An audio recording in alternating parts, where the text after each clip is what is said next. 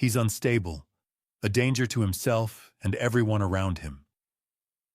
My wife's voice carried cleanly across courtroom 3B, calm and convincing. Behind her, my son took the stand and said he agreed that he believed I was a threat. His words cut deeper than hers ever could. I remained silent at the respondents' table accounts. Frozen career, suspended, already painted as incompetent. The judge didn't react. She studied me. Then her eyes settled on the burn scar across my hand. She leaned forward, voice measured. "Counselor, are you absolutely certain you understand who Mr. Holloway is?" Her attorney stiffened. My wife's face went pale. Because in that moment, something she never expected was about to surface. Hello, everyone, and welcome. Before we begin, I'd like to ask a small favor if this story resonates with you.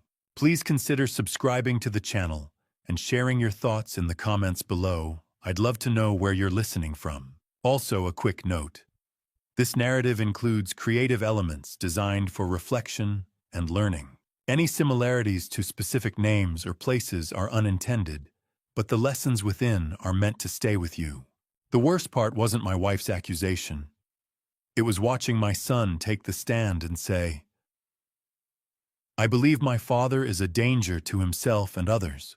He was 24 years old. I'd held him the day he was born at Fairfax Hospital. His tiny hand wrapped around my finger, his eyes barely open.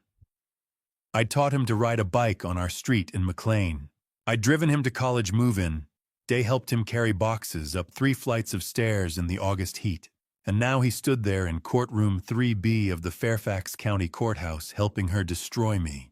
I sat at the respondent's table, hands folded flat against the oak surface. Years ago, I'd learned that clenched fists invite interpretation. Still hands don't. The fluorescent lights hummed overhead, the same institutional buzz you hear in every government building across America. The courtroom was smaller than people imagine. No dramatic gallery, no packed audience. Just worn wooden benches, the seal of the Commonwealth of Virginia mounted behind the judge's bench, and the faint smell of old paper and floor polish. My name is Gregory Holloway. I'm 57 years old. I've been married to Gabrielle for 26 years. We raised Julian together. We lived in a 4-bedroom colonial in McLean with a 2-car garage and a backyard where we used to grill on summer weekends. And until 3 weeks before this hearing on July 16th, no one had ever suggested out loud in writing or otherwise that I was incapable of managing my own life. Gabrielle stood a few feet from me, angled toward Judge Beverly Harrington. Navy blazer, neutral makeup, pearl necklace. She'd chosen this version of herself carefully. I recognized it because I'd lived with it for decades. This was Gabrielle at parent-teacher conferences. Gabrielle at charity events. Composed. Sympathetic. Reasonable. Her attorney, Ronald Briggs, had just finished outlining her petition. He'd described Gabrielle as a wife who had carried the financial and emotional responsibilities of our household for years. He'd described me as withdrawn, passive, chronically disengaged from long-term planning. He'd emphasized concern, stability, protection. Then Gabrielle spoke. "Your Honor, my husband doesn't understand finances. He never has." Her voice was steady, practiced. "He's become increasingly unstable, erratic. I'm afraid for him. I'm afraid for myself." She didn't look at me when she said it. I didn't react, not because it didn't hurt, but because reacting would serve her narrative. Gabrielle had always believed silence meant emptiness. She mistook restraint for absence. That misunderstanding was the foundation of everything that followed. Then Julian was called. I watched him walk to the witness stand. He wore a dress shirt I'd bought him last Christmas. Blue Oxford wrinkled at the collar. He avoided my eyes as he was sworn in. His hand shook slightly as he raised it. "Hunter Holloway," Briggs said. "Can you tell the court about your father's recent behavior?" Julian swallowed, looked at his mother, then spoke. "My father has always been distant, emotionally unavailable. But lately it's gotten worse. He doesn't answer calls. He forgets conversations. Heidi. Julian paused, and I saw something flicker across his face. Doubt maybe, or shame. He's been acting strange, paranoid almost. My mother has tried to help, but he refuses. Briggs nodded encouragingly. And do you believe your mother's concerns are valid? Julian's jaw tightened. Yes. Can you elaborate? There was a long pause. The courtroom waited. I could hear the clock ticking above the judge's bench. 9:14 in the morning. I believe my father is a danger to himself and others, Julian said. The words landed softly, but they landed. I felt something crack inside my chest. Not anger, not even surprise. Just a deep, hollow ache. The kind you feel when you lose something you thought was permanent. I kept my hands flat on the table. Didn't move. Didn't speak. Julian still wouldn't look at me. Judge Harrington had been quiet through most of this. She was in her mid-60s, silver hair, neatly cut reading glasses balanced low on her nose. She had the calm, economical presence of someone who'd heard thousands of stories and learned how to spot the seams where they didn't quite hold. She didn't look at Gabriel when Julian finished. She didn't look at Briggs. She looked at me. Her eyes moved slowly from my face to my hands, still resting on the table. And then they stopped. Lingered. On my right hand, where an old scar ran across the back, pale, faded, but visible. A burn scar from years ago. Judge Harrington's expression shifted. Just slightly. Her brow furrowed almost imperceptibly. She stared at that scar for what felt like a long time. Then something changed in her eyes.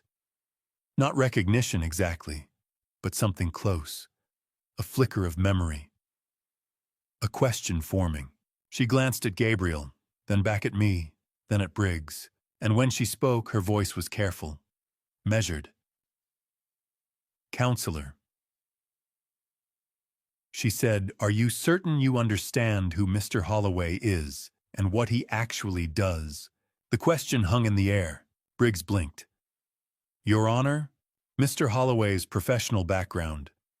Judge Harrington continued, her eyes still on me. Are you confident you've accurately represented it? Briggs hesitated, glanced at his notes. He works in risk management, Your Honor. Internal compliance.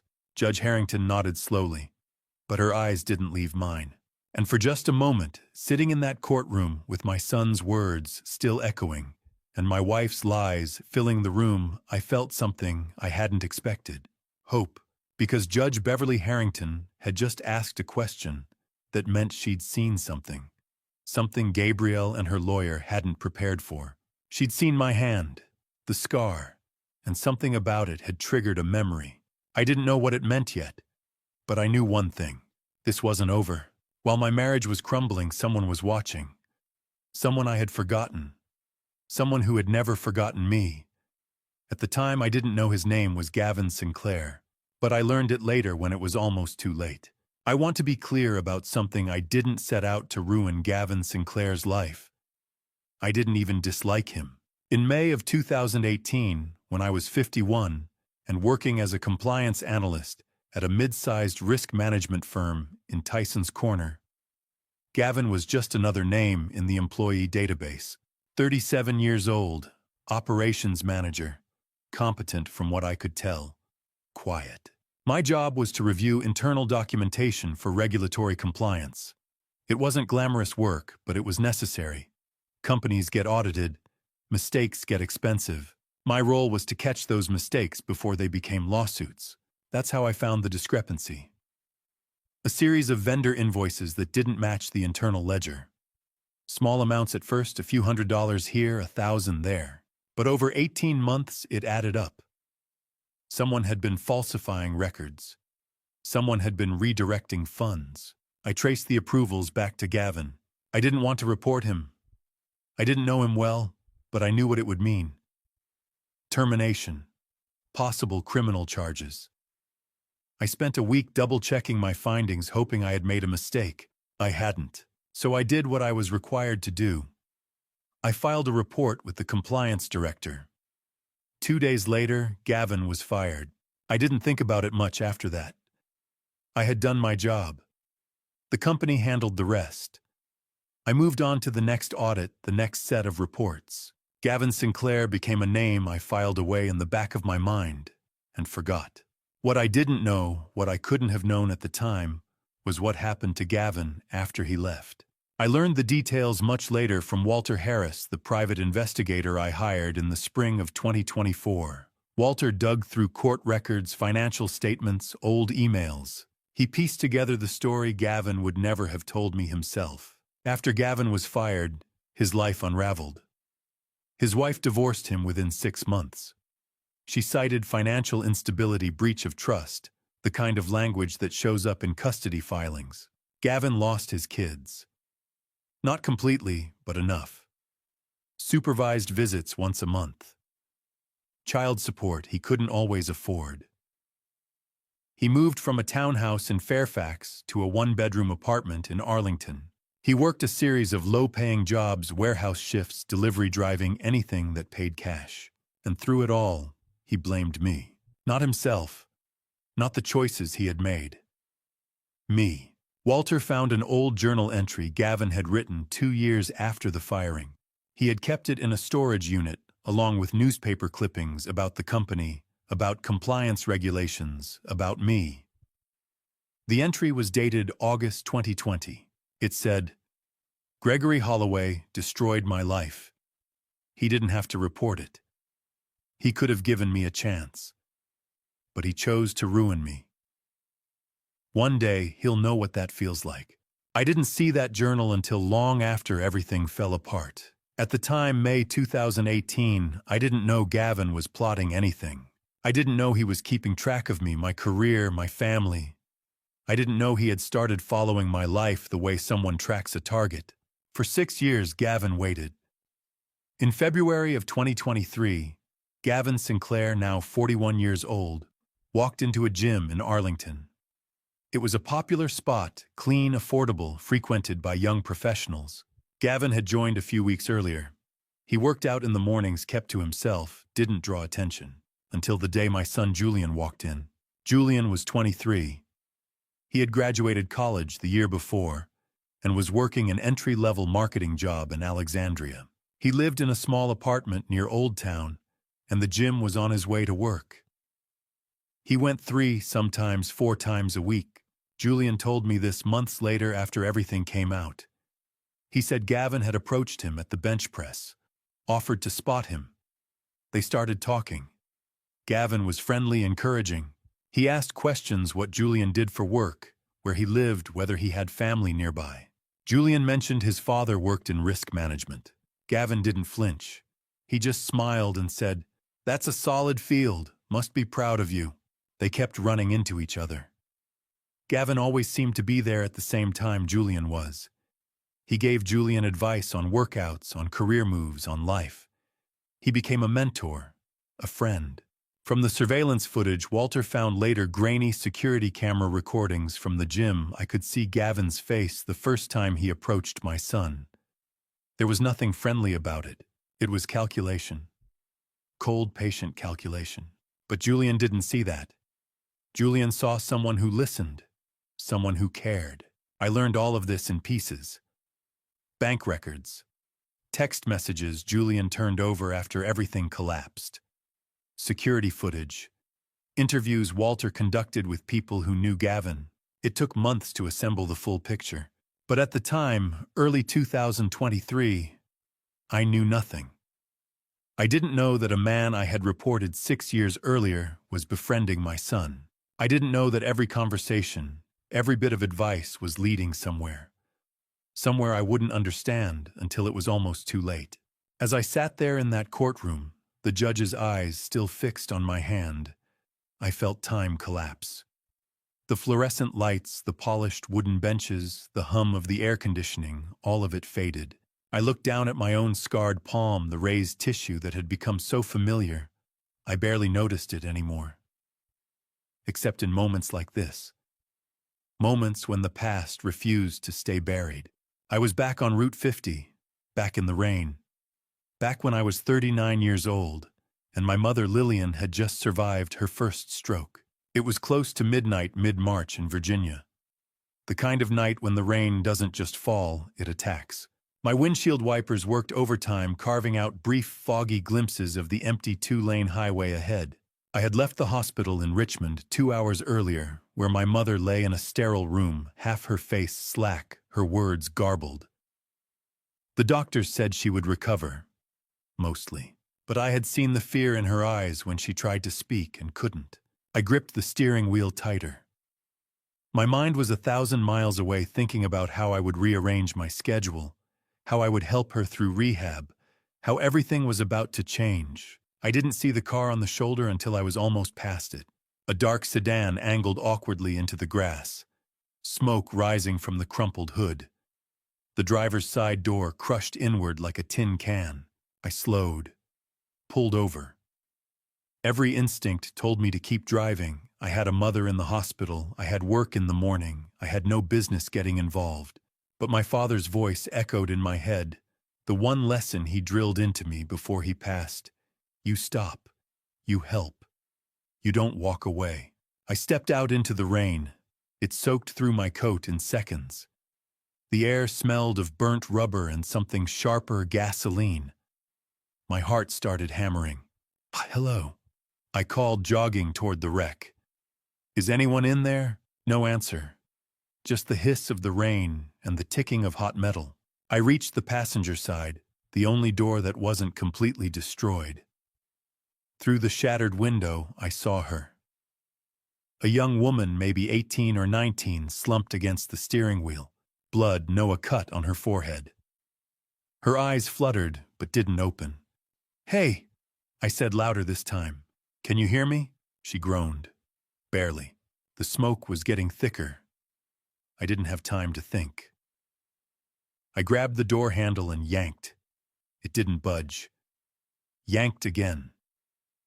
The metal groaned, finally giving way with a screech. That's when I smelled it. Not just gasoline burning gasoline. A thin line of flame crawling from the engine toward the undercarriage. My hands moved before my brain caught up. I reached in, fumbling with her seatbelt. The buckle was jammed. I pulled harder, twisting it, swearing under my breath. The heat was rising now, the flames licking closer. My left hand brushed against something, scorching the doorframe maybe, or a piece of exposed metal, and pain shot through my palm like a branding iron. I didn't let go. The seatbelt finally released. I hooked my arms under hers and pulled her out, stumbling backward as her weight collapsed against me. We hit the wet grass together, and I half dragged, half carried her away from the car. 20 feet. 30. My hand screamed in protest, but I kept moving. Behind us, the flames found the fuel line.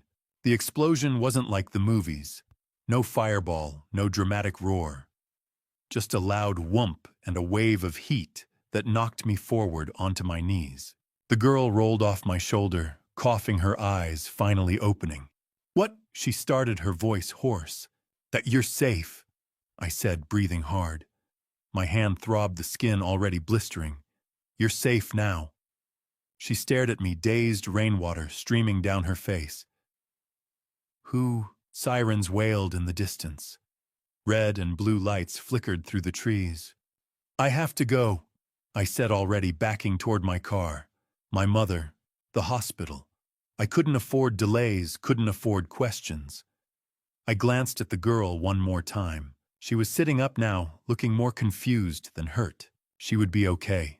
That was all that mattered. I got back in my car and drove. The next morning, the local paper ran a brief story. Teen survives fiery crash on Route 50. Family seeks Good Samaritan. I read it over coffee at the hospital cafeteria. The girl's name wasn't mentioned. Just that she had been pulled from the wreckage by an unknown man who left before police arrived. I folded the paper and looked at my bandaged hand. The doctors said it would scar. I didn't care. She lived. That was all that mattered. I never tried to find her, never reached out. What would I say? You're welcome. It felt unnecessary. Wrong, even. I had done what anyone should do. Nothing more. I never learned her name. I never knew she was the daughter of the woman who would one day sit across from me in a courtroom, holding my fate in her hands. And I never imagined that 18 years later, Judge Beverly Harrington would look at this scar and see the truth I had long forgotten. People always ask when a marriage ends. I can't point to a single moment. But if I had to choose, it was the night Gabrielle told me she would manage my mother's finances. I was 54 years old. She was 52. And I made the mistake of thinking her offer came from love. The first decade of our marriage had been good. Not perfect, no marriage is but good. We had Julian when I was 31, and for years we moved through life the way most couples do work. School pickups, family dinners, vacations to the Outer Banks. Gabrielle was organized, efficient, the kind of person who kept color-coded calendars and never missed a bill payment. I admired that about her. I still do in a way. But somewhere around the time Julian started college, things shifted. She stopped asking about my day. I stopped sharing. We became two people living parallel lives under the same roof. She said I was emotionally unavailable. I said she was controlling. We were both right. By the summer of 2021, we barely spoke unless it was about logistics. Julian's tuition, the mortgage, what to have for dinner. I convinced myself this was normal. Marriages evolve, I told myself. You don't need grand gestures or constant connection. You just need stability. So when Gabrielle started taking over the household finances, I didn't question it. She had always been better with money, more disciplined, more forward-thinking.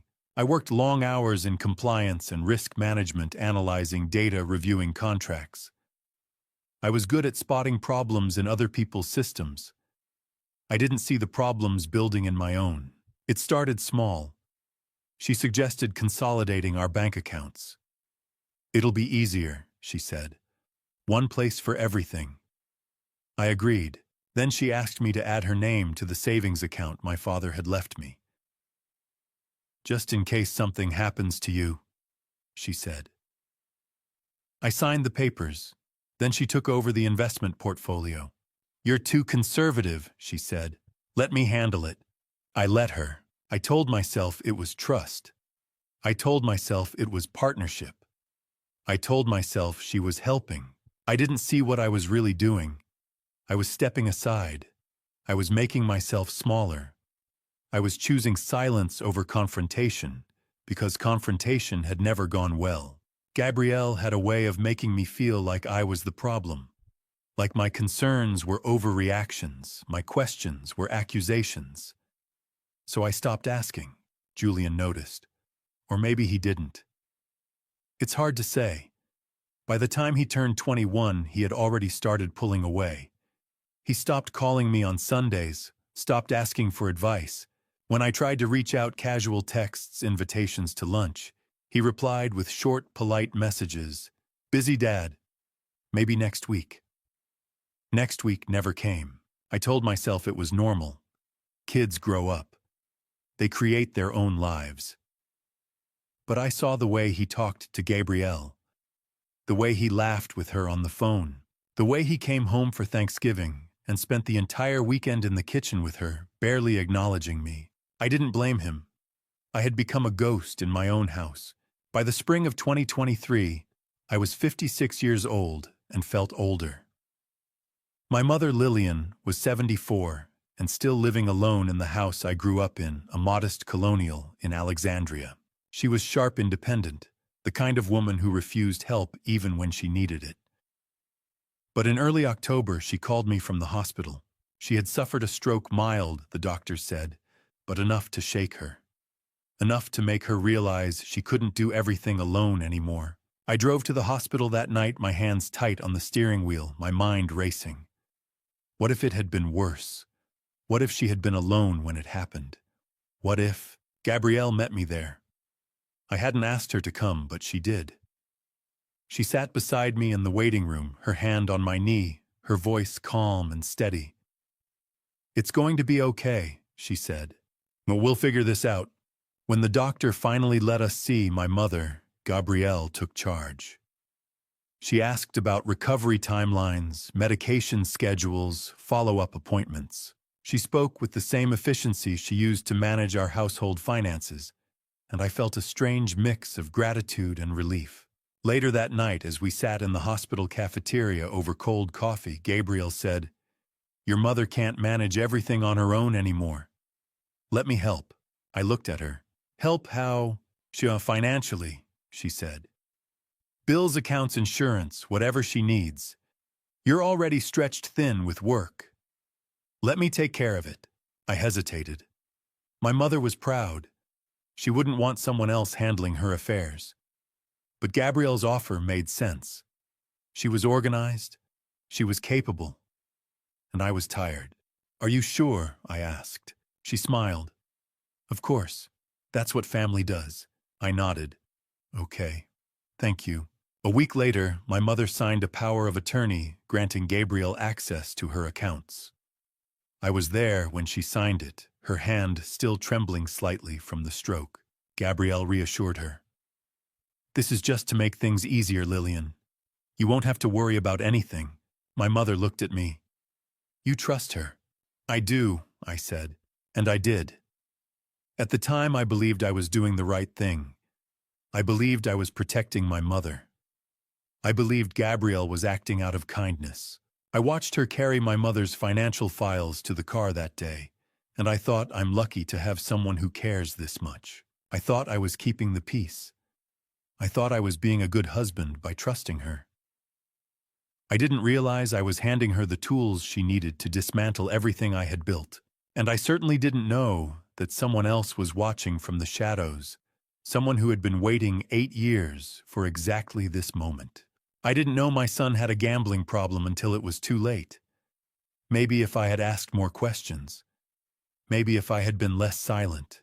But by the time I realized Julian was in trouble, Gavin had already wrapped his claws around him.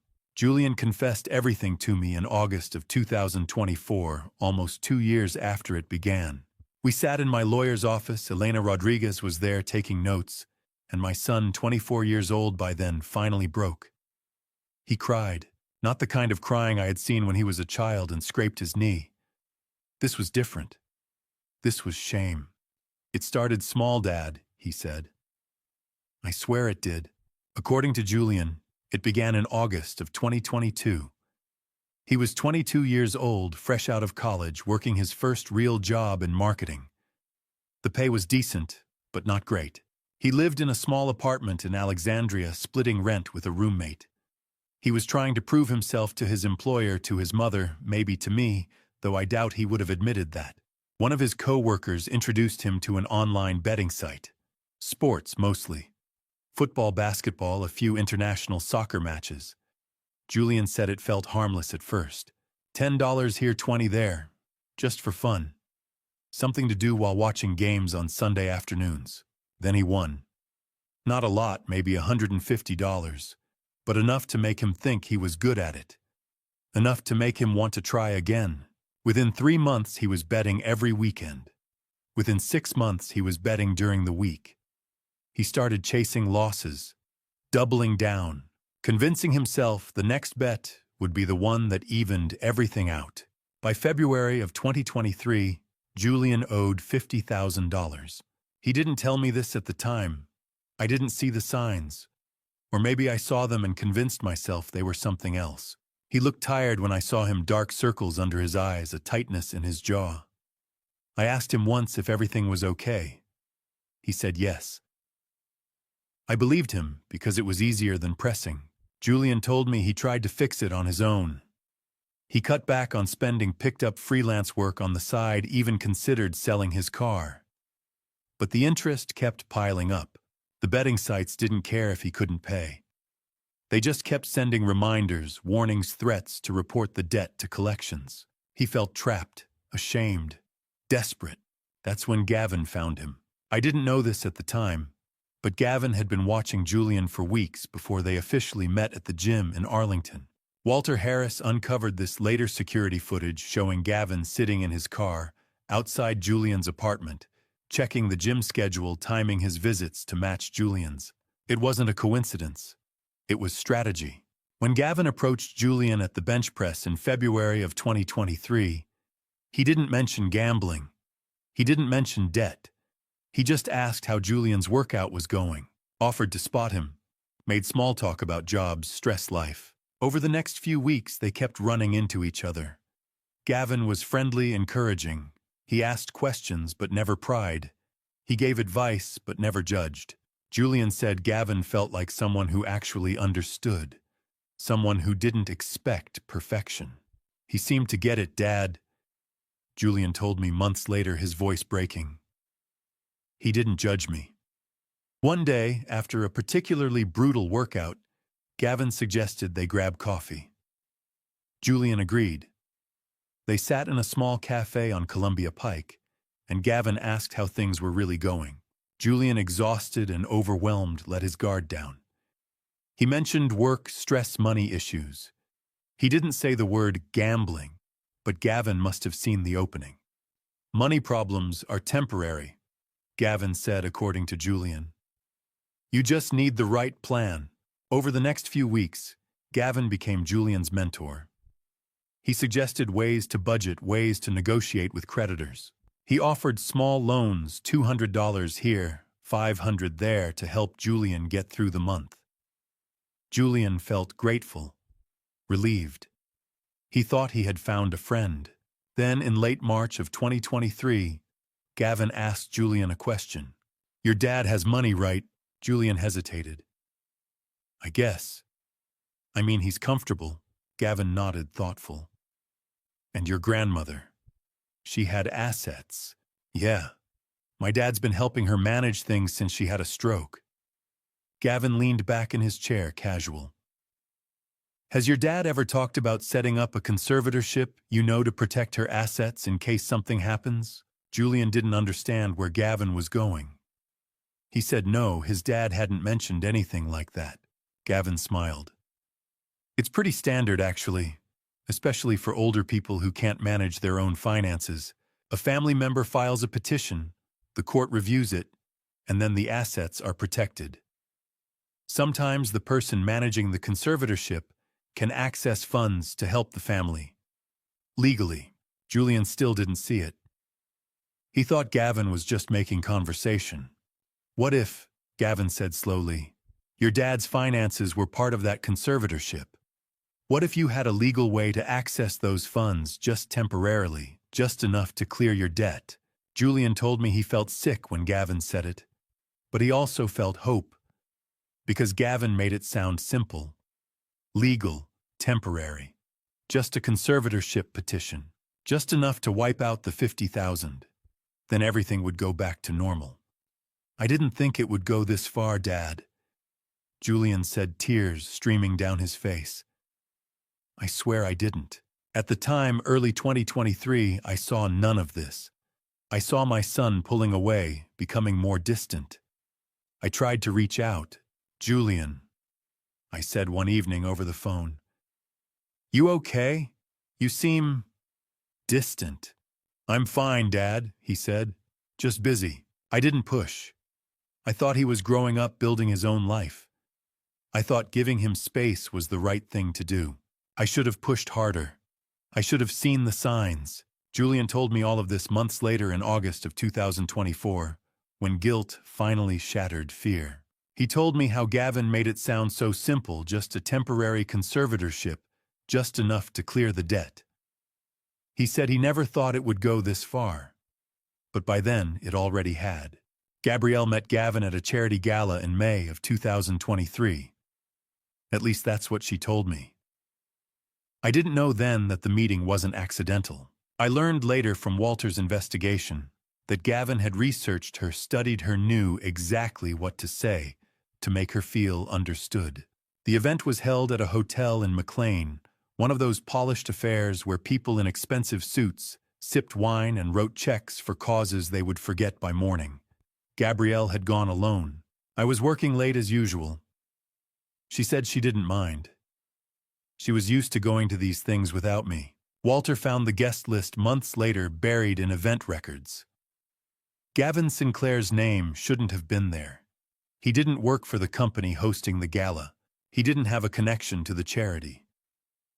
He had purchased a ticket at the last-minute cash transaction, no email trail. He went there for one reason: to meet my wife. According to the hotel staff Walter interviewed later, Gavin approached Gabrielle near the bar. He complimented her dress, asked if she was enjoying the evening. She smiled. They talked. He was charming, attentive, the kind of person who makes you feel like you're the only one in the room. I learned all of this from Walter's report. From the text messages he recovered from Gabrielle's phone after everything fell apart. From the timeline he pieced together using credit card receipts, phone records, surveillance footage from parking garages. I didn't see any of it at the time. I was too busy working, too busy trying to keep everything afloat, too busy not noticing that my wife had already drifted too far to reach. The messages Walter recovered painted a clear picture. Gavin didn't rush. He didn't push. He waited. Let Gabrielle come to him. After the gala, he sent her a text. "It was nice meeting you tonight. You have a rare kind of presence, calm but strong. I hope we can talk again," she replied the next day.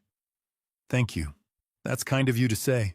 They texted back and forth for a few weeks. Casual at first. Coffee recommendations, book suggestions, observations about work, stress life. Then Gavin started asking more personal questions. How long had she been married? Was she happy? Gabrielle didn't answer that question directly. But she didn't need to. Her silence said enough. By mid-June, they were meeting in person. Coffee at first, then lunch. Gavin listened. He asked questions. He made her feel seen in a way I apparently hadn't in years. One message read, "You deserve more than silence." Another, "You give so much to everyone else. Who takes care of you?" I read those messages months later sitting in Walter's office, and I felt sick. Not because they were lies, because they weren't. Gavin had identified exactly what Gabrielle wanted to hear. He had studied her weaknesses the way I used to study compliance reports, methodically, carefully looking for gaps. And he exploited them. By August of 2023, the affair had begun. Bank records showed hotel charges, credit card receipts, twice a week, sometimes 3 times. Always during the day when I was at work. Always at hotels far enough from our neighborhood that no one we knew would see. At the time, I didn't notice. Or maybe I did, and I told myself it was something else. Gabrielle started coming home later. She said she was helping a friend with financial planning, volunteering at a nonprofit. I believed her because I wanted to, because doubting her meant admitting something I wasn't ready to face. I tried once to reconnect. It was late July, and we were eating dinner in silence again. I set down my fork and said, "Maybe we should take a trip. Just the two of us. Get away for a weekend." She didn't even look up. "I'm busy, Gregory." "When aren't you busy?" I said, trying to keep my tone light. She sighed. "I don't have time for this right now." That was the end of the conversation. I told myself she was stressed, that she needed space, that things would get better once the stress with my mother's care settled down. I didn't know Gavin was planting seeds, slowly, deliberately convincing Gabrielle that I didn't appreciate her, that I took her for granted, that she deserved better. From the text messages Walter recovered, I saw how Gavin played it. He never outright told Gabrielle to leave me. He just asked questions. Does he ever thank you for everything you do? When was the last time he really listened to you? Do you think he even notices how much you sacrifice? And Gabrielle, tired and lonely, and convinced I didn't care, answered the way Gavin knew she would. By the end of August, Gavin had her exactly where he wanted her. Emotionally vulnerable. Financially involved, she was managing my mother's accounts by then, and convinced that I was the problem. I thought she was stressed. I thought she needed space. I didn't realize she was being guided towards something far worse. I didn't learn about Gavin until August of 2024, when Walter showed me the photos. I didn't know that while I was working late, trying to provide for a family that was slipping through my fingers. Something was happening behind my back, something I wouldn't understand for months, until Wendy Harrington presented the evidence in that courtroom. While Gabrielle and Gavin were weaving their web, though I didn't know it yet, my mother's health began to decline. It started on a Tuesday morning in October of 2023. I was 56 years old. My mother was 74. And I was about to make a decision I would regret for the rest of my life. The call came at 9:30 in the morning. I was at my desk reviewing a compliance report when my phone rang. It was Mrs. Reynolds, my mother's neighbor in Alexandria. Her voice was calm but urgent. "Gregory, your mother had a fall. The paramedics are here. She's conscious, but she's confused. You should come." I left immediately. The drive from Tyson's Corner to Alexandria took 40 minutes in traffic. By the time I arrived, my mother was sitting on her couch, wrapped in a blanket, a paramedic checking her blood pressure. She looked small, fragile, older than I remembered. "Gregory," she said when she saw me. Her voice was soft, uncertain. "What happened?" "You had a fall, Mom," I said, sitting beside her. "But you're okay now." The paramedic explained that she had suffered a minor stroke. Not as severe as the one she'd had the year before, but enough to leave her disoriented. They recommended a hospital stay for observation. My mother refused. "I want to stay home," she said, her voice firmer now. "I'm fine. I just need to rest." I didn't argue. I stayed with her that night, sleeping on the couch, waking every few hours to check on her. By morning, she seemed better, more alert. But something had shifted. She moved slower, spoke quieter. The sharpness I had always associated with her was dulled. Gabrielle came by the next day. She brought soup, fresh flowers, a new blanket. She sat with my mother, holding her hand, speaking in that calm, soothing voice she used when she wanted to seem caring. "Lillian," she said, "you don't need to worry about anything. Gregory and I will take care of everything. Bills, appointments, whatever you need." My mother nodded, grateful. "Thank you, dear." Later, as we were leaving, Gabrielle turned to me. "I can handle her paperwork, Gregory. The financial stuff. You're already stretched thin with work. Let me take care of it." I hesitated. My mother had always been fiercely independent. She wouldn't want someone else managing her affairs. But Gabrielle's offer made sense. I was working long hours, I was exhausted, and my mother needed help. "Are you sure?" I asked. "Of course," Gabrielle said. "That's what family does." I nodded. "Thank you. I don't know what I'd do without you." Over the next few months, Gabrielle became my mother's primary contact with the bank, the insurance company, the medical billing office. She handled everything efficiently, keeping me updated with brief summaries. I was grateful, relieved. My mother, however, seemed uneasy. In November, during one of my visits, she asked, "Gregory, dear, does Gabrielle really need to know about all my accounts?" "Oh, she's just helping Mom," I said. "You don't need to worry about anything." My mother frowned. "She asks a lot of questions, about savings, about the house. She's being thorough," I said. "That's a good thing." My mother didn't press further. She never wanted to be a burden. She never wanted to cause trouble. But in January, she mentioned it again. "Gregory, I don't think I signed anything about the bank accounts. Did I?" "I don't think so, Mom. Why?" "Well, Gabrielle said I did. She showed me some papers, but I don't remember."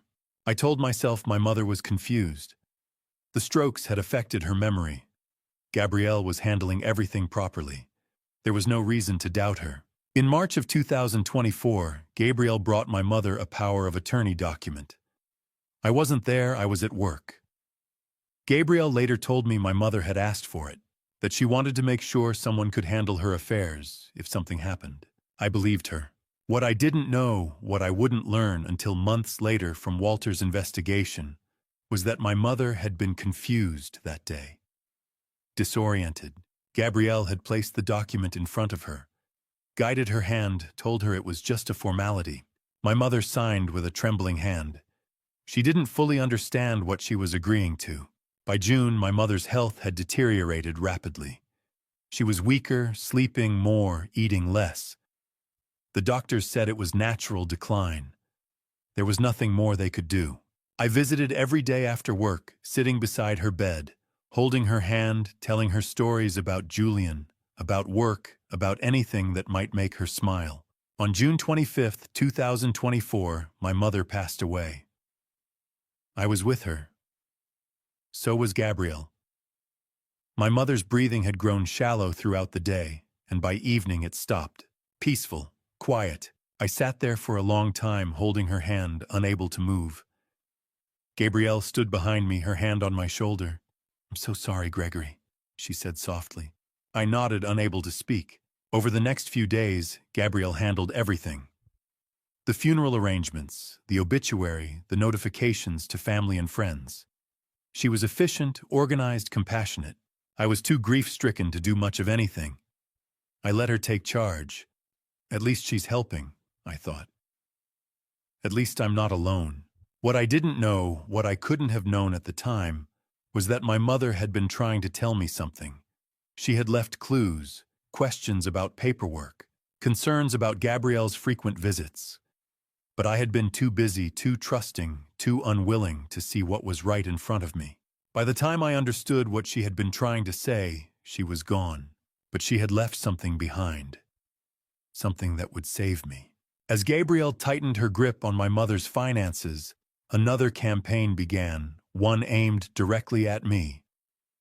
The first time Gavin came for me, I didn't even know it was him. It was February of 2024. Anonymous emails. Whispers at work. I thought it was office politics. I didn't realize it was personal. The email arrived on a Monday morning. I didn't see it. It went to HR, to Rebecca Norton, the woman who handled employee relations. She called me into her office that afternoon. She said, her tone careful. "We received a concern about your behavior." I blinked. My behavior. She slid a printed email across the desk. It was anonymous, sent from a burner account. The subject line read, "Concern about employee stability." The body was brief. "I work with Gregory Holloway. Over the past few weeks, his behavior has been erratic. He seems distracted, irritable, and has made concerning comments about stress and family issues. I'm worried he may be a risk to himself or others. I'm reporting this anonymously because I don't want retaliation." I stared at the email, my heart pounding. "This isn't true. I haven't said anything like this. I don't even know who sent this." Rebecca nodded. "I understand, but we have to follow protocol. We'll need to conduct a brief investigation. It's standard procedure." Over the next 2 weeks, Rebecca interviewed several co-workers. Most said nothing unusual, but a few people I barely knew mentioned that I seemed stressed or withdrawn. One person said I had snapped at them in a meeting. I didn't remember snapping. I didn't even remember the meeting. Stanley Crawford. My mentor, the man who had guided me through 20 years of compliance work, stopped inviting me to lunch. When I asked him why, he said, "I just think you need space, Gregory. You seem like you're dealing with a lot." I was confused, hurt. I didn't understand what was happening. Rebecca closed the investigation with no findings. But the damage was done. People looked at me differently, whispered when I walked by. I became the subject of office rumors I couldn't control. I thought it was bad luck, a misunderstanding. I didn't realize it was the first move in a larger strategy. The second attack came 3 months later in May. I was at home when my phone rang. It was my bank. "Mr. Holloway, we're calling about some unusual activity on your account. We need to verify a few transactions." My stomach dropped. "What kind of transactions?" "Several large wire transfers over the past 2 weeks. They're flagged because they're outside your normal spending patterns. Did you authorize transfers totaling $23,000 to an account in Maryland?" No idea, I said, my voice tight. I didn't authorize anything. The bank representative walked me through the details. The transfers had been made using my account information. Whoever did it had access to my login credentials, my security questions, everything. We'll freeze the account and start an investigation, the representative said. But you'll need to file a report. I did. I spent hours on the phone with the bank's fraud department with my own IT team at work, trying to figure out how someone had gained access to my accounts. No one had answers. 2 days later, my company's compliance director called me into his office. Gregory, we need to put you on administrative leave. What, why? The bank contacted us.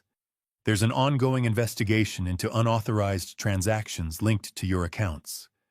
Until it's resolved, we can't have you working on sensitive financial data. It's a conflict of interest. I felt the room tilt. I didn't do anything wrong. I'm not saying you did, but this is protocol. You'll still receive pay. We just need you to step back until everything is cleared up. I left the office that day in a daze. I sat in my car in the parking garage, staring at the steering wheel, trying to piece it together. This wasn't random. Someone was targeting me. But who and why? The third attack was the worst. It happened on July 2nd, a Tuesday evening. I had stayed late at the office. Even though I was on leave, I had come in to pick up some personal files. The parking garage was nearly empty. My footsteps echoed as I walked toward my car. I didn't hear him until it was too late. Someone grabbed me from behind, shoving me hard against the concrete pillar.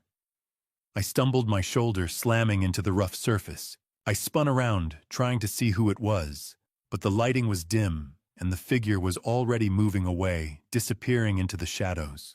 I stood there, breathing hard pain radiating through my shoulder and ribs. My face stung. I touched my cheek and felt wetness, blood from a cut above my eyebrow. I should have called the police. I should have reported it. But something stopped me. This was a trap. Whoever was behind this wanted me to react. They wanted me to look unstable, violent, out of control. If I filed a report, it would be more evidence against me. More whispers, more investigations. So I didn't call anyone. I drove home, my hands shaking on the wheel, my face throbbing. When I walked in the door, Gabrielle was in the kitchen.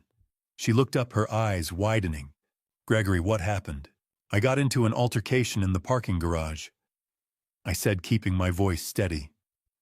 It's fine. I'm fine. She walked over, examining my face. You need to clean that up. Sit down. She got the first aid kit, dabbed at the cut with antiseptic, applied a bandage. Her movements were efficient, clinical. I watched her face, looking for concern, for worry, but what I saw instead was something else. Something that looked almost like satisfaction. Let me take a picture, she said, pulling out her phone. For medical records? I didn't argue. I sat there exhausted while she photographed my bruised face, my cut eyebrow, the marks on my arms. A week later, I would learn that Gabrielle had already shared those photos. With her lawyer. With Julian. With anyone who would listen. She used them as evidence that I was unstable, that I was getting into fights, that I was a danger to myself and others. But I didn't know that yet. On that night, I just sat there numb, trying to understand what was happening to me. I sat in the darkness of the parking garage after the attack, tasting blood on my lip, and I knew. Someone was systematically dismantling my life, but I didn't know who. I didn't know why. I only knew one thing: silence wouldn't protect me anymore. For the first time in years, I realized I needed to act. The question was, what could I do when I didn't even know who my enemy was? The petition arrived on a Monday morning, July the 16th, 2024. I was 57 years old. Emergency conservatorship request. I read the words 3 times before they made sense. My wife was asking the court to declare me incapable of managing my own life. The courier knocked at 10 in the morning. I signed for the envelope thinking it was work-related, some compliance document that needed my review.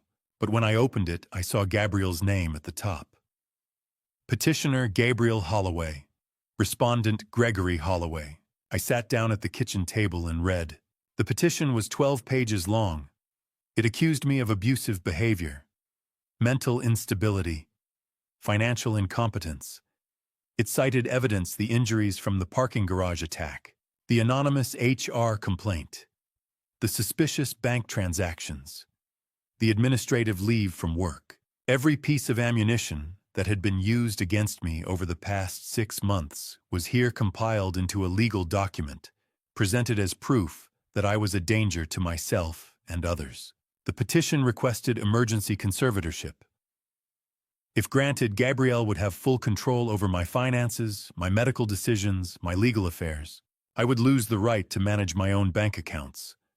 I would need her permission to make any significant decision about my life. I sat there staring at the pages, my hands trembling. This wasn't just a divorce. This was something far worse. This was an attempt to erase me. Within 48 hours, everything fell apart. On Wednesday, July 18th, my bank called. My accounts had been frozen pending the court's review. I couldn't access my savings, couldn't pay bills, couldn't withdraw cash. The bank representative was apologetic, but firm. "It's a court order, Mr. Holloway. There's nothing we can do until the hearing." On Thursday, July 19th, I received an email from my company. My administrative leave had been extended indefinitely. Given the ongoing legal proceedings, the email said, "We believe it's in everyone's best interest for you to step back until the matter is resolved." I called Rebecca Norton in HR. She was sympathetic, but distant. "Gregory, I'm sorry, but with a conservatorship petition, we can't have you working on sensitive financial data. It's a liability issue. One of this petition is based on lies." I said, my voice tight. "I'm not unstable, I'm not dangerous. Someone is setting me up." "I understand," she said. "But until the court rules otherwise, our hands are tied." I hung up and sat in silence. My career, 25 years of compliance work, of building a reputation, of earning trust, was gone. Just like that. That evening, I confronted Gabrielle. She was in the living room, reading a book. She didn't look up when I walked in. "Gabrielle," I said, my voice steady. "What is this?" She finally looked at me. Her expression was calm, cold. "It's for your own good, Gregory. You're not well." I'm not well," I said, my voice rising despite my efforts to stay calm. "I'm being framed.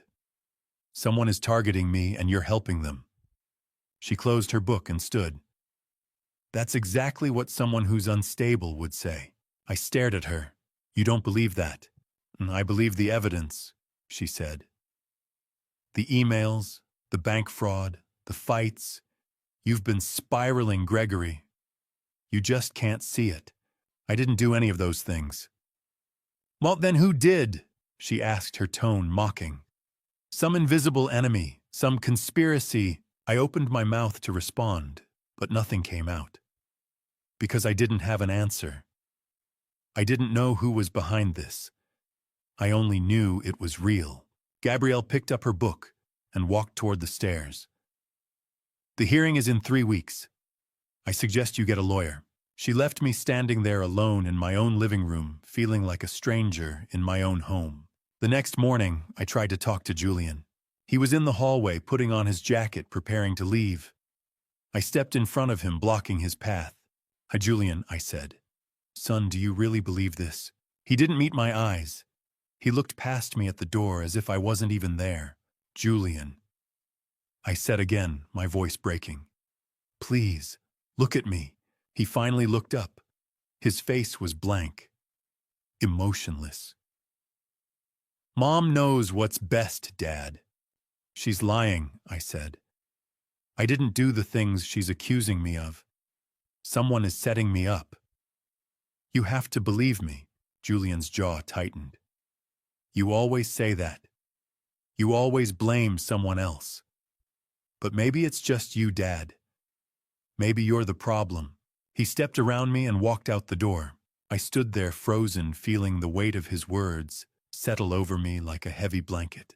My son didn't believe me. My wife had turned against me. My career was gone. My accounts were frozen. And in 3 weeks, a judge would decide whether I was capable of managing my own life. I had never felt more alone. That night, I slept in my car in the driveway. Not because Gabrielle had asked me to leave, but because I couldn't stay in a house where my own family had turned their backs on me.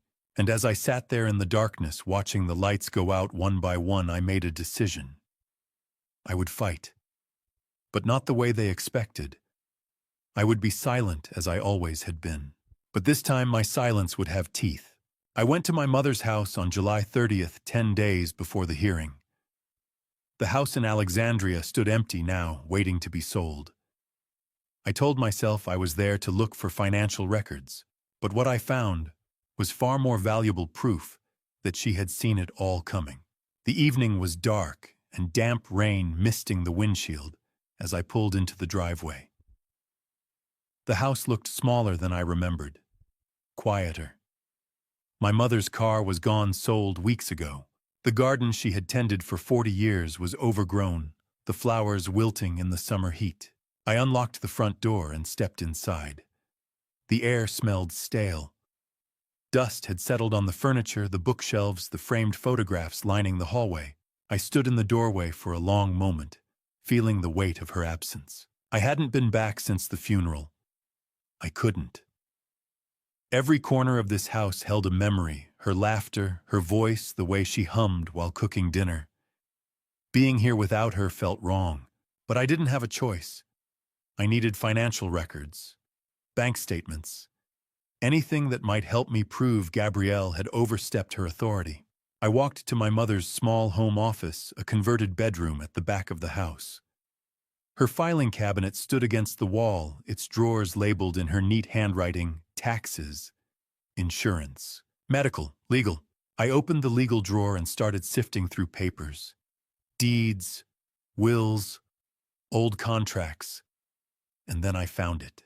The power of attorney. It was dated March 15th, 2024. I recognized my mother's signature at the bottom, shaky, uneven, nothing like the confident script she had used all her life. The handwriting alone told the story. She had signed this on a bad day, a confused day. I checked the medical records I had brought with me. March 15th. The doctor's notes read, patient experiencing increased confusion, short-term memory impairment, not recommended for legal decision-making. Gabrielle had brought this document to my mother on one of her worst days. And my mother, too, tired and disoriented to resist, had signed.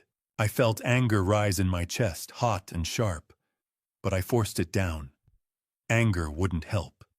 Evidence would. I kept searching. In the bedroom closet, buried beneath old sweaters and blankets, I found the journal. It was small, leather-bound, with a brown cover worn smooth by years of handling. I recognized it immediately. My mother had kept journals for as long as I could remember. She wrote every night before bed, observations about the day, thoughts about family, reflections on life. I sat on the floor and opened it.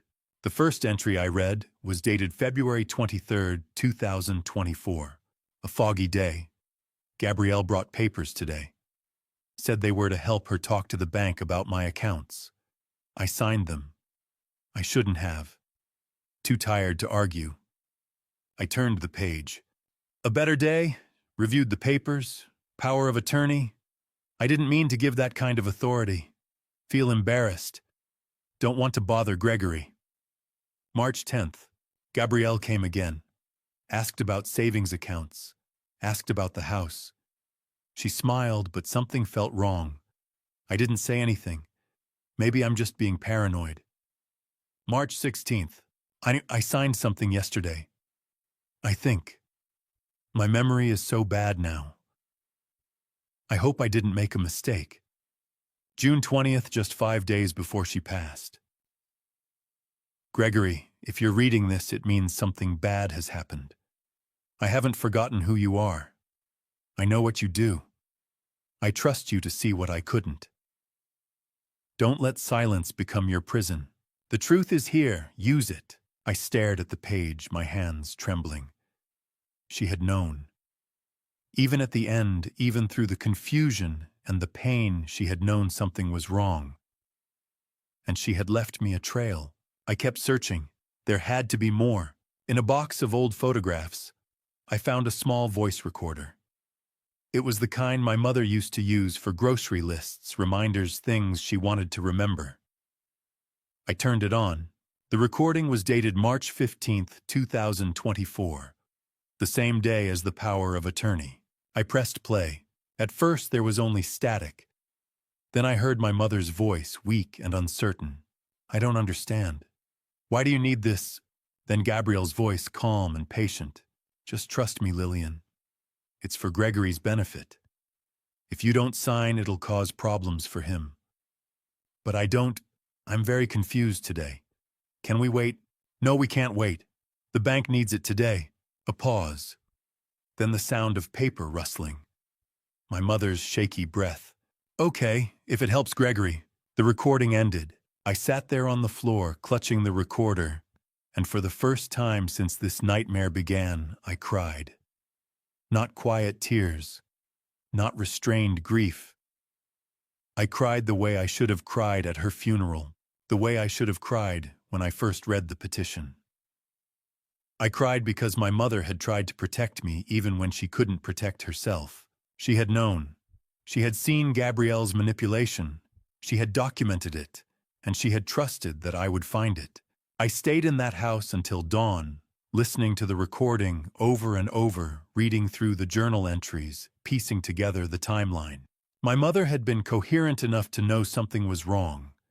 She had been strong enough to leave me the tools I needed to fight back. Gabrielle had used her confusion, her vulnerability, her trust. But my mother had been smarter than Gabrielle realized. She had left a trail, a gift, and now I had it. I sat there until the first light of morning filtered through the windows, the recorder in one hand, the journal in the other.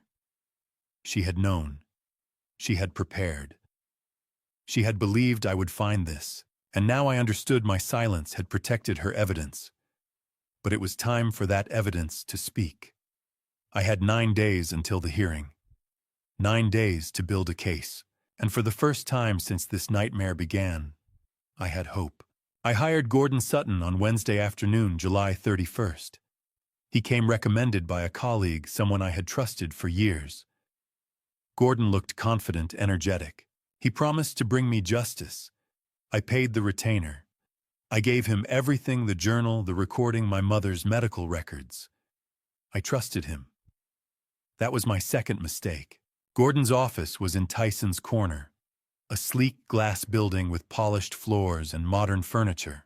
I sat across from him in a leather chair, my hands gripping the armrests, trying to steady my nerves. "Tell me everything," Gordon said, leaning back in his chair, his pen poised over a legal pad. I did. I told him about Gabrielle taking control of my mother's finances, about the power of attorney signed on a day when my mother was barely coherent, about the conservatorship petition, the frozen accounts, the attacks on my reputation. I laid out the timeline piece by piece and watched Gordon's expression shift from neutral to engaged. When I finished, he nodded slowly. "This is strong evidence, Mr. Holloway. Elder abuse, exploitation of a vulnerable victim. We have a solid case." I felt a wave of relief wash over me. "Can we win?" Gordon smiled. "I'll do everything I can, but I need you to trust me." "Can you do that?" I nodded. "Yes." He extended his hand. "Then let's get to work." I paid the retainer $10,000, nearly everything I had left after the account freeze. Gordon assured me it was worth it. He would prepare a motion to dismiss the conservatorship petition. He would file a counter-complaint alleging fraud and elder abuse. He would build a case that would expose Gabrielle's actions. I left his office feeling lighter than I had in weeks. Finally, someone was on my side. Finally, I wasn't alone. Later that afternoon, Gordon introduced me to Walter Harris. We met at a small coffee shop in Arlington. Walter was in his early 50s with graying hair, sharp eyes, and the kind of steady presence that made you feel like he had seen everything. He wore a plain jacket and jeans, nothing flashy, nothing that drew attention. "I've known Gordon for years," Walter said, shaking my hand. "If he trusts you, I trust you. What do you need?" "I need to know who's behind this," I said. "My wife isn't doing this alone. Someone is pulling the strings." Walter nodded. "Give me 2 days. I'll find out." He asked for details: Gabrielle's schedule, her phone number, her car. I gave him everything I could remember. He took notes in a small leather notebook, his handwriting quick and precise. "Now, one more thing," he said, looking up. "If I find something you don't want to know, do you still want me to tell you?" I didn't hesitate. "Yes." Walter stood. "I'll be in touch." The next morning, August 1st, I called Adult Protective Services. The woman on the other end of the line was calm, professional. Her name was Carol Henderson. I explained the situation: my mother's power of attorney, the suspicious transactions, the recording. Carol listened without interrupting. "We'll open an investigation," she said when I finished. "Thank you for reporting this, Mr. Holloway. It takes courage to come forward." I hung up and sat in silence. The systems were working. I wasn't alone anymore. I had a lawyer. I had an investigator. I had APS looking into Gabrielle's actions. For the first time in months, I felt like I had a chance. That afternoon, Walter called. I was at home, sitting in the kitchen, reviewing the timeline Gordon had asked me to prepare. My phone buzzed. Walter's name appeared on the screen. "Gregory," he said, his tone careful. "I found something. Your wife is meeting someone, frequently." I gripped the phone tighter. "Who?" Walter paused. I could hear the rustle of papers on the other end. "His name is Gavin Sinclair."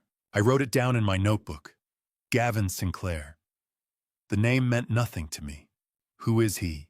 I asked. "That's what I need to find out," Walter said. "But Gregory, I think you should see the photo I'm sending you now." My phone buzzed. I opened the message. The photo showed a man in his early 40s standing outside a coffee shop. He was tall, clean-cut, with dark hair and a confident posture. He looked familiar. Not in a way I could place, just something about his face, something that tugged at the back of my mind. "Do you recognize him?" Walter asked. I stared at the photo. "I don't know. Maybe. I feel like I've seen him before." "Think about it," Walter said. "And in the meantime, I'll dig deeper. I'll have more for you tomorrow." He hung up. I sat there staring at the photo, trying to remember. Where had I seen this man? At work. At a company event, in passing somewhere. The harder I tried to remember, the more elusive it became. But something about his face, something about the way he stood, set off an alarm in the back of my mind. I didn't know it yet, but I was staring at the man who had orchestrated everything. The man who had befriended my son, seduced my wife, and spent 6 years planning my destruction. But all I knew in that moment was that his name was Gavin Sinclair. And I had seen him somewhere before. Walter paused. I could hear the rustle of papers on the other end. Then he said a name that meant nothing to me at the time: Gavin Sinclair. I wrote it in my notebook. Gavin Sinclair. "Who is he?" I asked. Walter's voice was cautious. "That's what I need to find out. But Gregory, I think you should see the photo I'm sending now."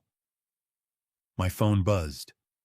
I opened the image, and something in my mind stirred. I had seen that face before. But where? It took me 2 days to remember where I had seen Gavin Sinclair's face. 2 days of staring at that photo, digging through old files, excavating memories I had buried. And when it finally clicked on the morning of August 3rd, 4 days before the hearing, everything became clear. I spent the night of August 2nd awake, sitting at my kitchen table, the photo of Gavin Sinclair open on my phone. I zoomed in on his face, studied his features, tried to place him. Where had I seen him? A client, a vendor, someone at work.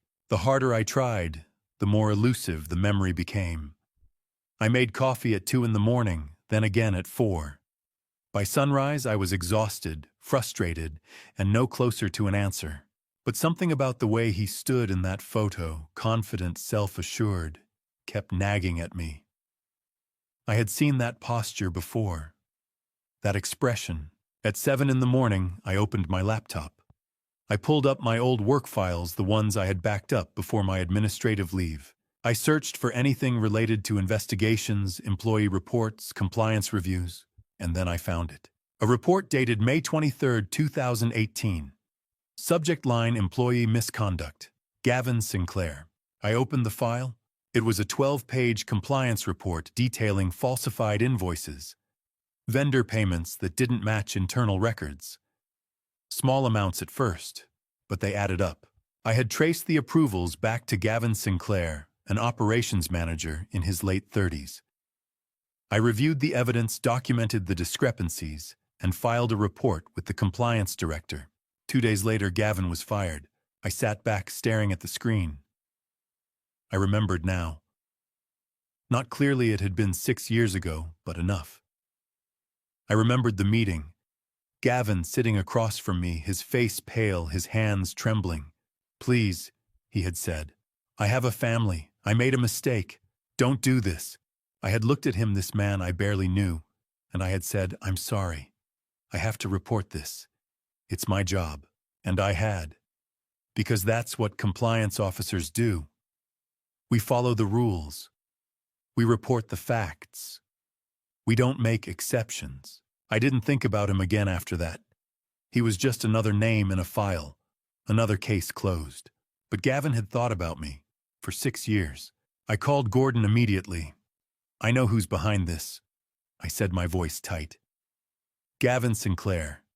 He's a former employee I reported in 2018. He was fired. He lost everything.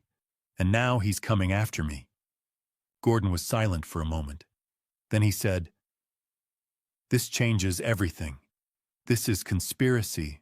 This is revenge. We need to document this. I'll contact the district attorney's office." "Can we still win?" I asked.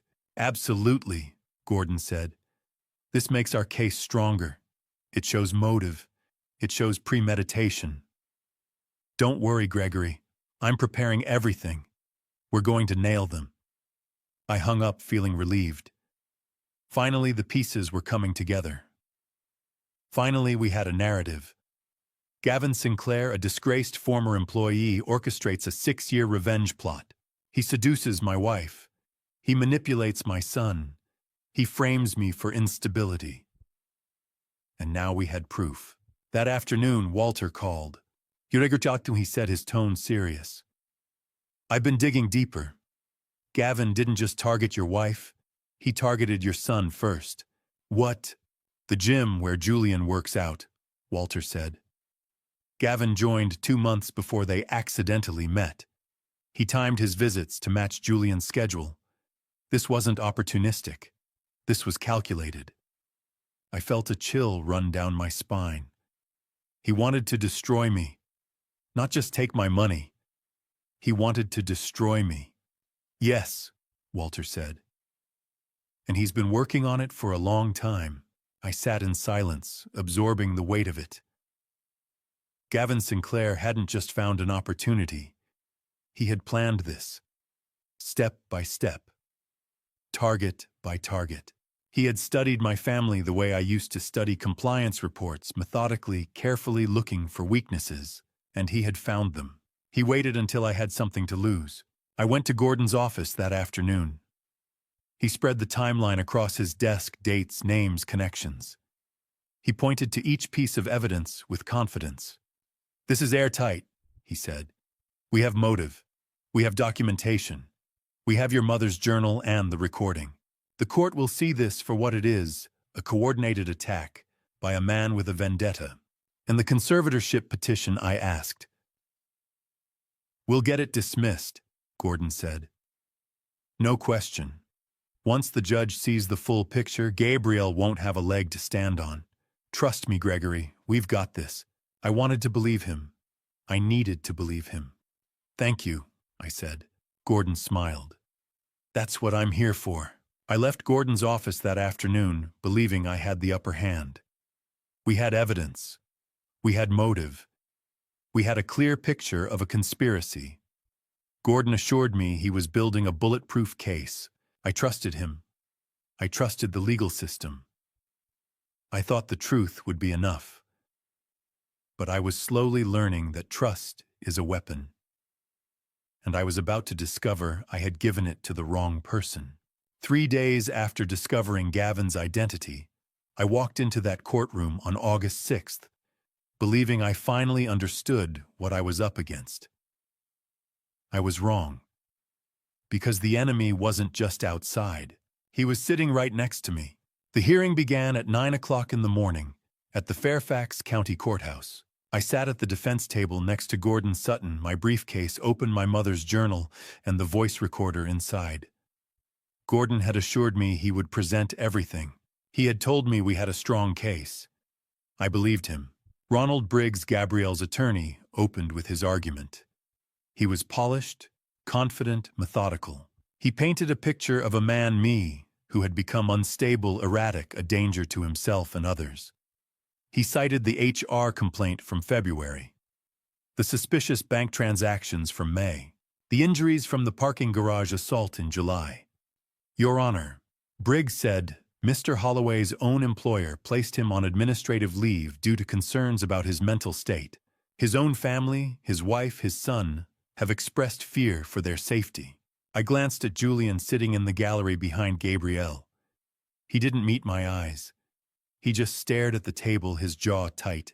Gabrielle took the stand. She spoke calmly, tearfully, describing a husband who had grown distant, angry, unpredictable. She showed the court photos of my injuries from the parking garage attack. She presented them as evidence of violent behavior. I don't know what happened to him, she said, her voice breaking. But he's not the man I married. I looked at Gordon. He was taking notes. I waited for him to object, to challenge her testimony, to point out that those injuries were from an attack on me, not by me. He said nothing. Briggs submitted the photos into evidence. No objection, Your Honor, Gordon said. I leaned over and whispered, Gordon, those are from the parking garage. We need to explain. Not yet, Gordon said quietly. Trust me. But he didn't look at me when he said it. His eyes stayed on his notepad. Briggs continued. He submitted the HR email about my alleged erratic behavior. He submitted the bank fraud investigation. He built a timeline of instability piece by piece. And Gordon didn't push back. He didn't object. He didn't cross-examine Gabriel. He just sat there taking notes, nodding occasionally. I felt panic rising in my chest. Gordon, I whispered again. What are you doing? He didn't answer. Then Briggs said, Your Honor, we also have documentation showing that Mr. Holloway's mother recently passed away. We believe this event may have exacerbated his mental decline. I waited for Gordon to present my mother's journal, the recording. The power of attorney signed under duress. That was our defense. That was the proof. Gordon cleared his throat. Your Honor, we'd like to reserve the right to submit additional evidence at a later time. There are some technical issues with the recordings we need to resolve. Technical issues. There were no technical issues. I had played the recording for him 3 times. It was clear. It was damning. I stared at Gordon. He still wouldn't look at me. Judge Beverly Harrington, sitting at the bench, looked at Gordon. She frowned slightly. Then she looked at me. I saw something in her expression, concern maybe, or recognition. Her eyes dropped to my hand, where I was gripping a pen. She stared at the scar on my palm, the burn from 20 years ago. Her gaze lingered there for a long moment. Then she looked back at Gordon. Counsel, are you saying you are not prepared to present your defense today? We are prepared, Your Honor, Gordon said. We simply believe. You believe you need more time, Judge Harrington said, her tone flat. Despite having 3 days to prepare since you took on this case, Gordon shifted in his seat. Yes, Your Honor, Judge Harrington set down her pen. I'm calling a 15-minute recess. The gavel came down. I followed Gordon into the hallway. My hands were shaking. My voice was tight. What are you doing? I said. You're not fighting for me. Gordon stopped walking. He turned to face me, and for the first time I saw it clearly. Not confidence, not competence, guilt, or maybe resignation. Gregory, you didn't object once, I said. You didn't cross-examine her. You didn't submit the recording. What the hell is going on? He opened his mouth, closed it. Then the bailiff called us back into the courtroom. We returned to our seats. Judge Harrington was already at the bench. She didn't look at Gordon. She looked at me. Mr. Holloway, she said, her voice measured. Are you satisfied with your legal representation? The question hung in the air. Gordon went rigid beside me. I felt the weight of everyone's eyes on me. Your Honor? I said carefully, I'm not sure. Judge Harrington nodded slowly. I'm granting a continuance of 48 hours. Mr. Holloway, you have the right to seek alternative counsel. The gavel came down. I turned to Gordon. He wouldn't meet my eyes. And in that moment, I knew. My own lawyer had betrayed me. Gordon looked at me then, not with the confidence he'd shown in his office, but with something else. Guilt, maybe. Or surrender. Before I could say another word, the court clerk called us back. Judge Harrington was ready. And when we returned, she looked straight at me, not at Gordon, but at me, and asked, Mr. Holloway, are you satisfied with your legal representation? The question hung in the air. Gordon stiffened beside me, and I realized she had seen it too. Your Honor, I said carefully, I'm not sure. Judge Harrington nodded slowly. I'm granting a continuance of 48 hours. Mr. Holloway, you have the right to seek alternative counsel. When the gavel fell, I looked at Gordon. He couldn't meet my eyes, and in that moment I knew. My own lawyer had just destroyed my case. I confronted Gordon in the courthouse parking lot. The hearing had just ended. I had 48 hours to find a new lawyer, and I needed to hear him say it. I needed to know if the betrayal I had seen was real. It was 11:30 in the morning. The August heat shimmered off the asphalt. Gordon was walking quickly toward his car, his briefcase swinging at his side, his head down. Gordon, I called out. Wait, we need to talk. He didn't stop. He walked faster. I jogged to catch up, my heart pounding. Gordon, he reached his car, a black sedan, parked in the far corner of the lot, and fumbled with his keys. I grabbed his arm. Why didn't you object? Why didn't you submit my mother's recording? He froze. His eyes stayed on the ground. I said, my voice tight. Answer me. He pulled his arm away. I had my reasons. Oh, what reasons? I said, my voice rising. You're my lawyer. He tried to step around me, but I blocked his path. Tell me the truth. He couldn't look at me. His jaw tightened. His hands trembled. Then my phone rang. I pulled it out of my pocket. Walter's name flashed on the screen. I answered, my eyes still locked on Gordon. Gregory. Walter said, his voice urgent. I have proof. Gordon received a wire transfer, $150,000, from an offshore account. I traced it. It connects to Gavin Sinclair. I felt the ground tilt beneath me. I stared at Gordon. They paid you, didn't they? Gordon's face went pale. His eyes welled up.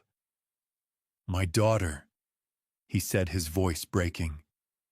She has leukemia. The treatment costs. I needed the money. I'm sorry. I felt something crack inside me. You sold me out. For money.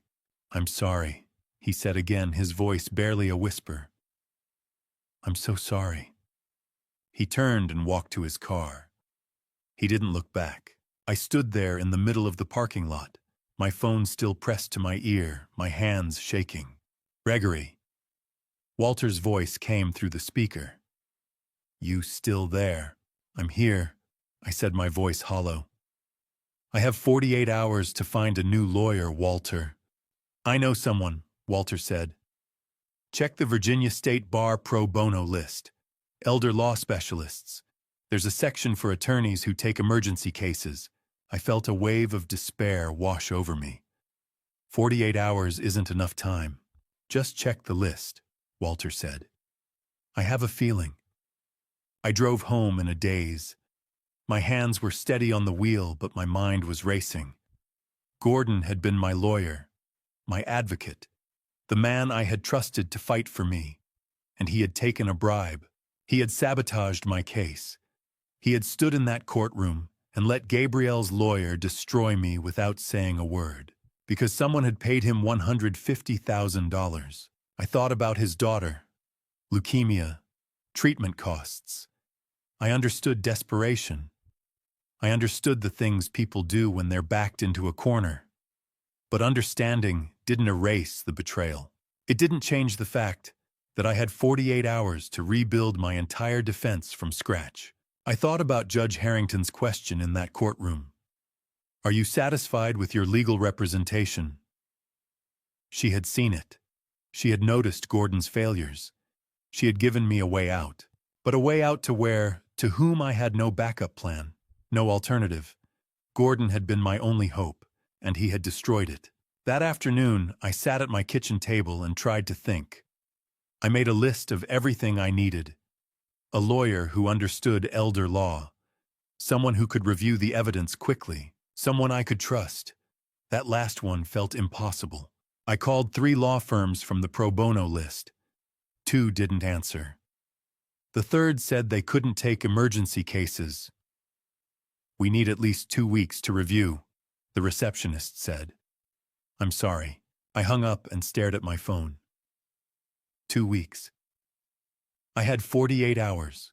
I thought about representing myself. But I knew nothing about conservatorship law. Nothing about courtroom procedure. I would walk in there and Gabrielle's lawyer would tear me apart. Again. By evening, I was sitting in my car in the driveway. I couldn't go inside. The house felt like enemy territory. Gabrielle was probably there planning her next move, or maybe she was with Gavin celebrating their victory. I pulled out my phone and searched again Virginia State Bar pro bono elder law. The list appeared. Names I didn't recognize. Law firms I had never heard of. I scrolled through, my vision blurring with exhaustion. How was I supposed to choose? How was I supposed to trust anyone after this? Gordon had looked competent. Gordon had looked trustworthy. And Gordon had sold me out for $150,000. How could I know the next person wouldn't do the same? My phone battery dropped to 23%. The hearing was in 2 days, and I had never felt more alone. I thought about my mother, about the journal she left, about the recording she made. She had fought for me even after she was gone. She had trusted me to find the truth, and I had. But what good was the truth if I couldn't present it? What good was evidence if I had no one to speak for me? Then my phone rang. It was 11 o'clock at night. An unknown number. I stared at the screen. My first instinct was to ignore it. Spam call, wrong number, another dead end. But something made me hesitate. A feeling I couldn't name, a whisper in the back of my mind that said answer it. I pressed the green button. Hello. A woman's voice came through the line. Calm, professional, steady. Mr. Holloway, my name is Wendy Harrington. And what she said next would change everything. The call came at 11 o'clock on the night of August 7th, 33 hours before the next hearing. I was sitting in my car outside a McDonald's, too exhausted to drive home, but too wired to sleep. An unknown number, I almost sent it to voicemail. But something made me answer. Hello, Mr. Holloway. A woman's voice. Calm, professional. My name is Wendy Harrington. I'm an attorney specializing in elder law. I sat up straighter. How did you get my number? I saw your case in the court filings, she said. Public record. I want to help you. Pro bono. I felt a flicker of suspicion. Why would you help me? I can't pay you.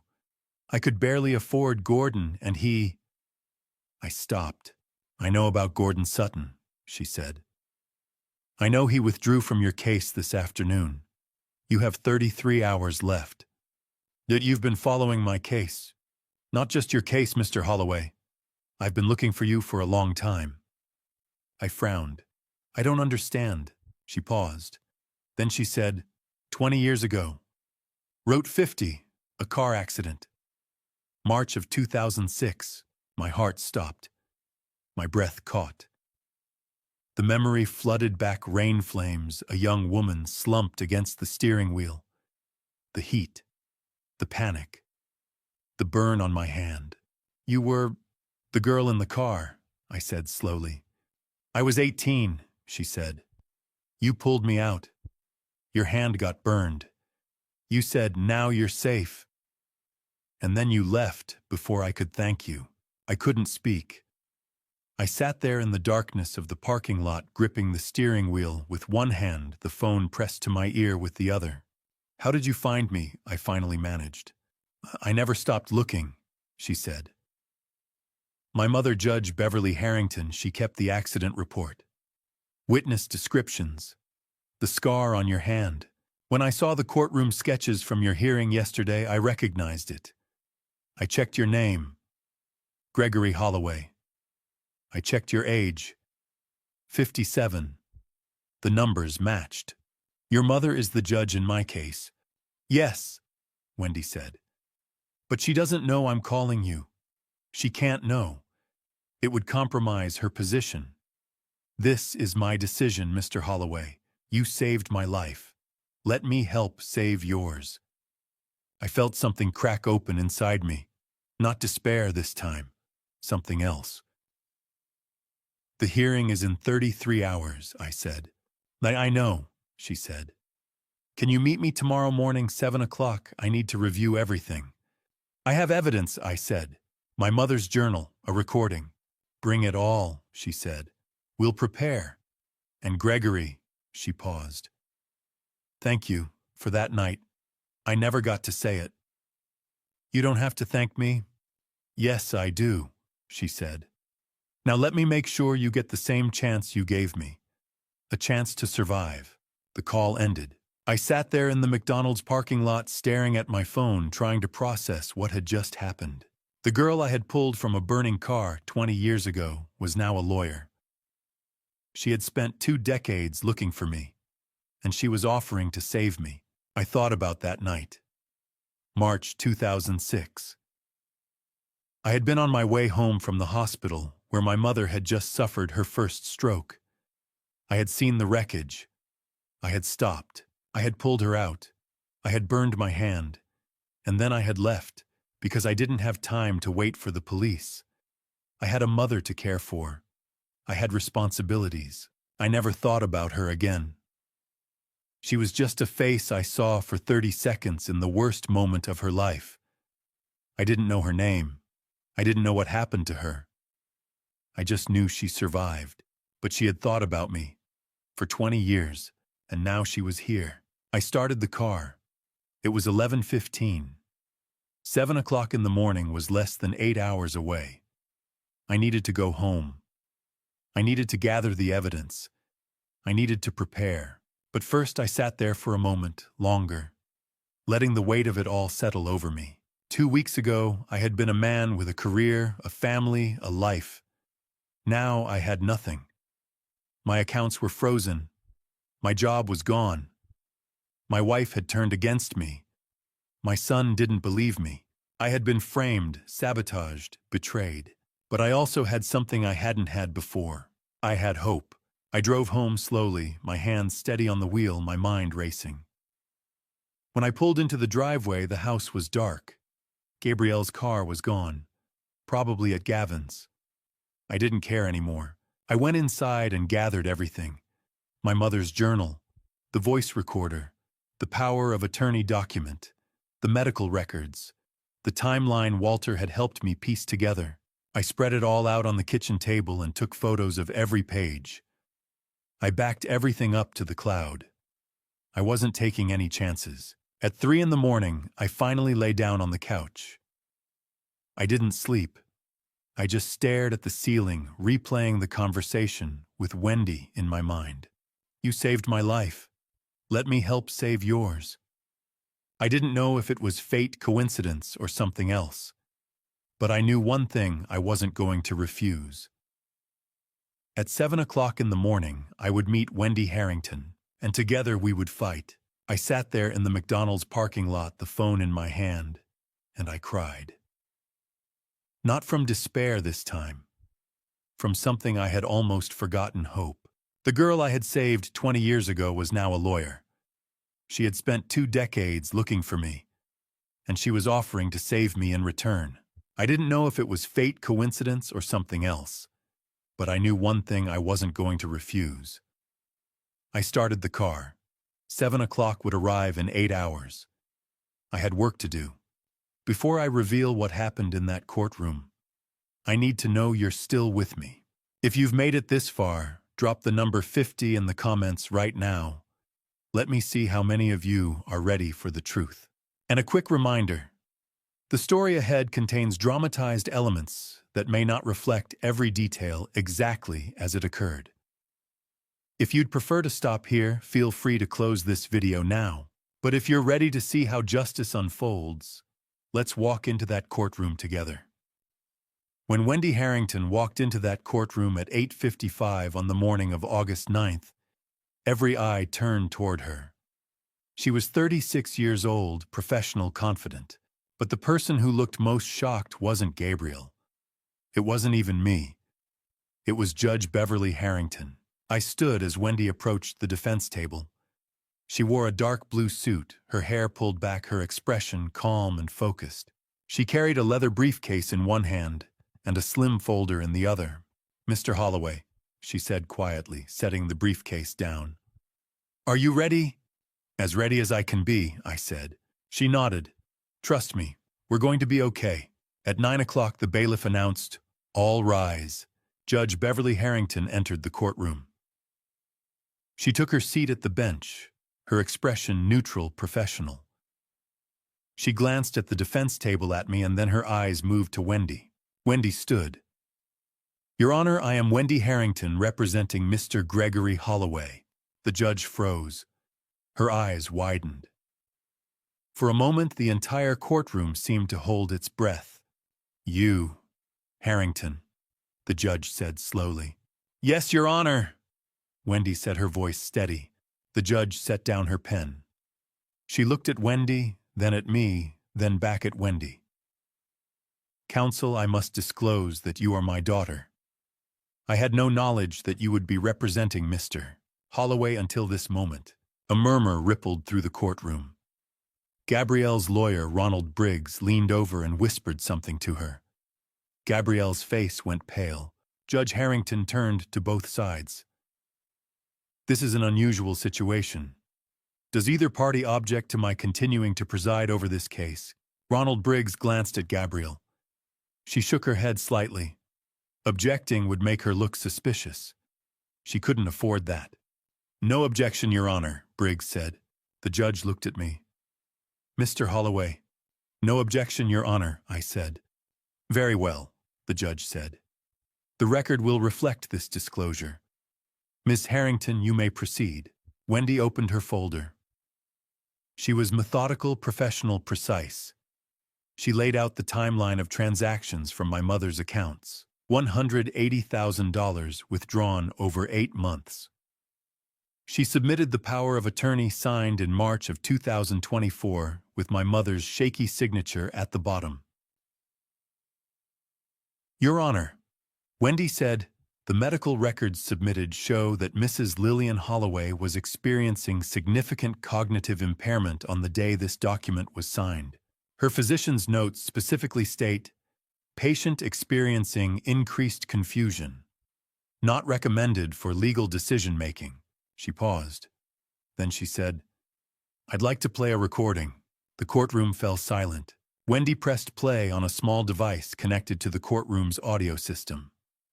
My mother's voice filled the room, weak, trembling, confused. "I don't understand." "Why do you need this?" Then Gabrielle's voice, calm and patient. "Just trust me, Lillian. It's for Gregory's benefit. If you don't sign, it'll cause problems for him." "But I don't. I'm very confused today. Can we wait?" "No, we can't wait. The bank needs it today." The recording ended. The silence that followed was deafening. I looked at Gabrielle. Her face had lost all color. Ronald Briggs was whispering urgently to her, but she didn't respond. She just stared at the table in front of her. Julian, sitting in the gallery behind Gabrielle, looked stunned. He stared at his mother, his mouth slightly open, as if he couldn't believe what he had just heard. Wendy continued, "Mrs. Gabrielle Holloway did not act alone, Your Honor. I'd like to introduce evidence regarding an individual named Gavin Sinclair." She displayed a photo on the courtroom monitor. Gavin Sinclair, 43 years old, clean-cut, confident. "Gavin Sinclair is not merely Mrs. Holloway's paramour," Wendy said. "He is a former employee whom Mr. Holloway reported for fraudulent conduct in 2018. Mr. Sinclair was terminated, his life unraveled, and he spent 6 years planning his revenge." She clicked to the next slide. A timeline. February 2023. Gavin joins the gym where Julian Holloway works out. March 2023, Gavin approaches Julian. May 2023, Gavin meets Gabrielle at a charity gala. This was not opportunistic. "Your Honor," Wendy said, "this was calculated. Mr. Sinclair targeted Mr. Holloway's son first, then his wife, then his mother's finances, and finally he bribed Mr. Holloway's original attorney, Gordon Sutton, to sabotage his defense. She submitted bank records, a wire transfer, $150,000 from an offshore account linked to Gavin Sinclair to Gordon Sutton. This is not a conservatorship case, Your Honor," Wendy said. "This is a premeditated act of revenge, elder abuse, and fraud." Gabrielle stood abruptly. "That's not—" "Sit down, Mrs. Holloway." Judge Harrington said, her voice sharp. Gabrielle sat. Julian stood. He didn't say anything.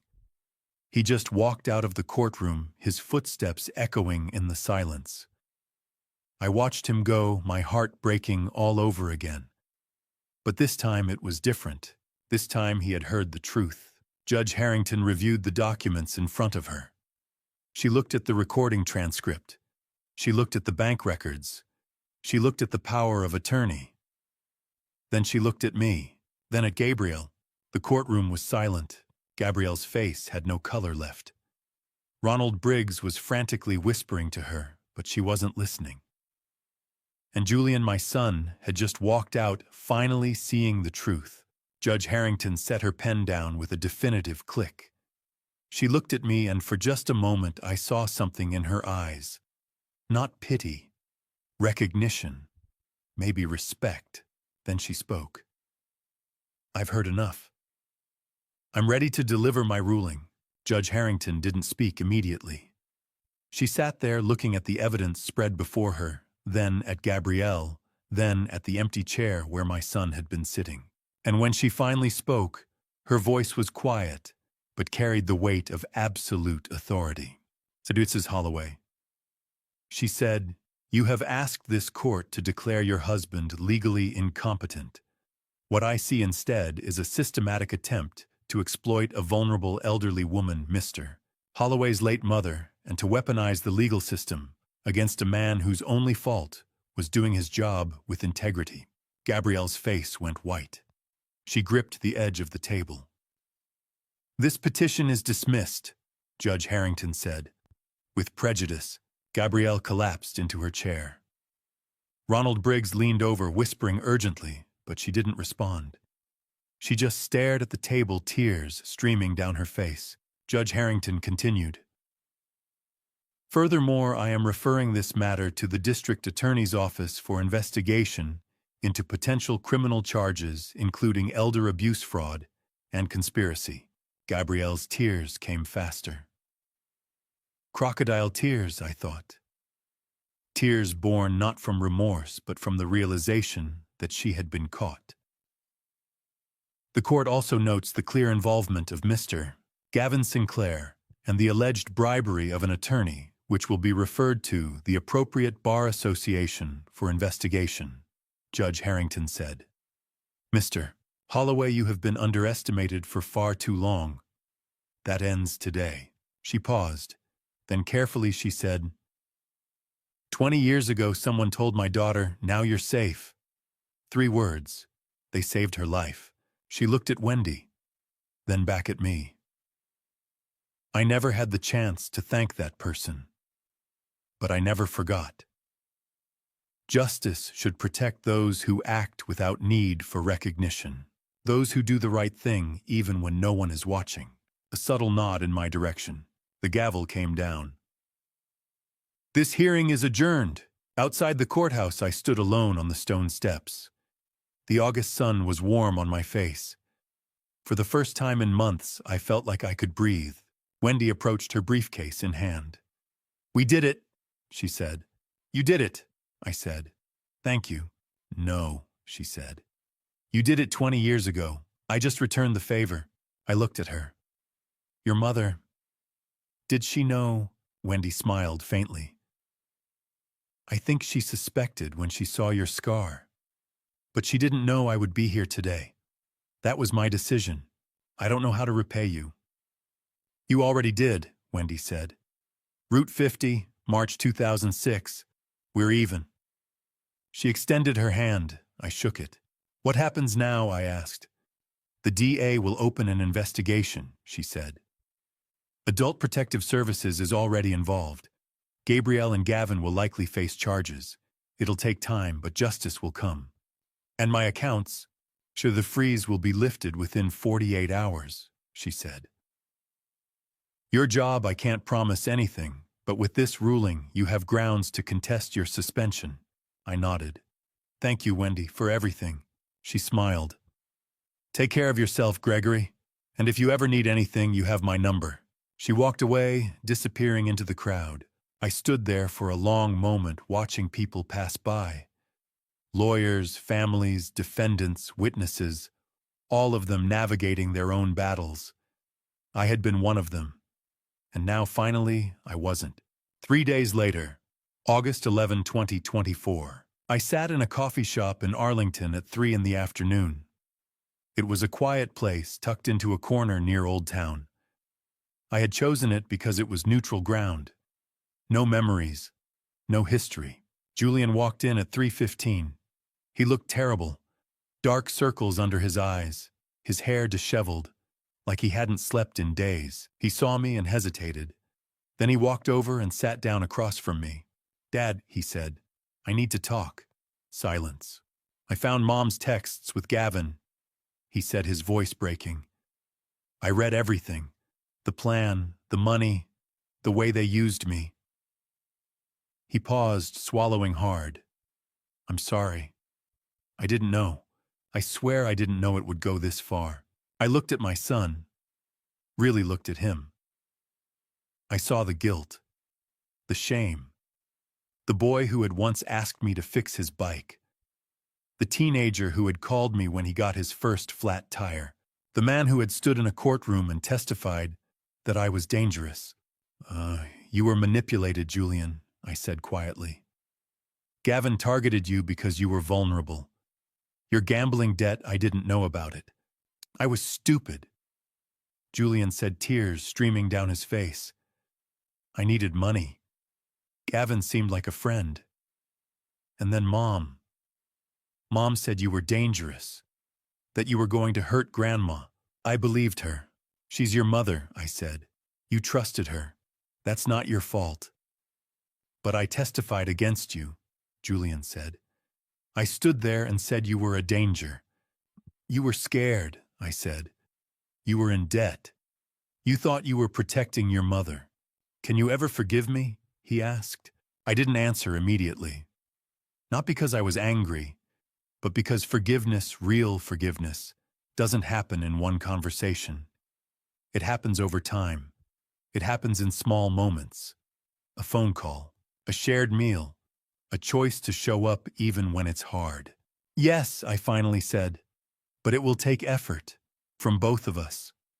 Julian looked up, his eyes red.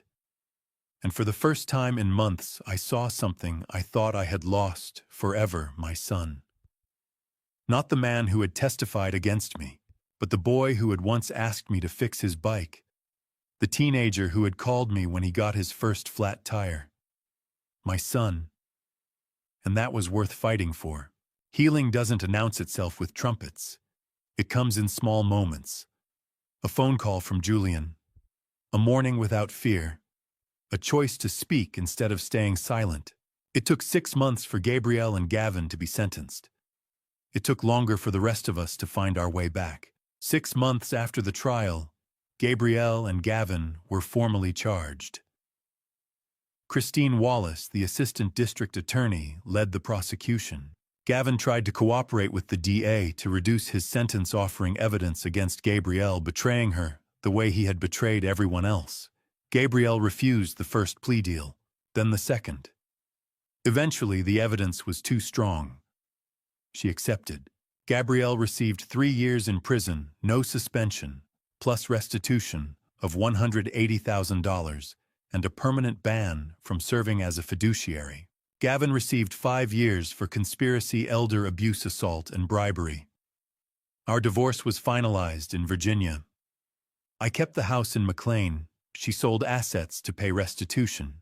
3 months later, I was reinstated at work. Rebecca Norton from HR greeted me on my first day back. Welcome back, Gregory. We missed you. Stanley Crawford, my mentor, pulled me aside later that week. I should have known better, he said. I'm sorry for doubting you. It's okay, I said. They were convincing. Still, he said, I should have trusted you. I shook his hand. Thank you. Around the same time, Julian started therapy, gambling addiction counseling. He paid off his $50,000 debt with my help. This isn't a loan, I told him. It's a gift. You're my son. I'll pay you back, he said. Focus on living better, I said. That's repayment enough.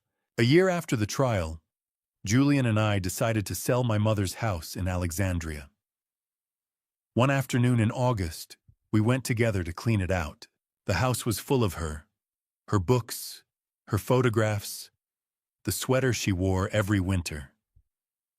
We worked in silence for hours, packing boxes, sorting through decades of memories. In the attic, we found an old photo album. I opened it and saw a picture I hadn't looked at in years. Me at 32, holding newborn Julian in the hospital. I was smiling. He was wrapped in a blue blanket, his eyes closed. His tiny hand curled around my finger. Julian looked over my shoulder. He stared at the photo for a long time. Then he said, his voice breaking, "Did I really mean this much to you?" I took the photo and held it carefully. "You still do." He wiped his eyes. "I'm so sorry, Dad." "I know," I said, "and I forgive you. Every day I choose to forgive you." He looked at me, tears streaming down his face. "I don't deserve that." "Maybe not," I said, "but you're my son, and that's not something that changes." We stood there in the empty attic, surrounded by boxes and dust and memories, and we held each other. Father and son.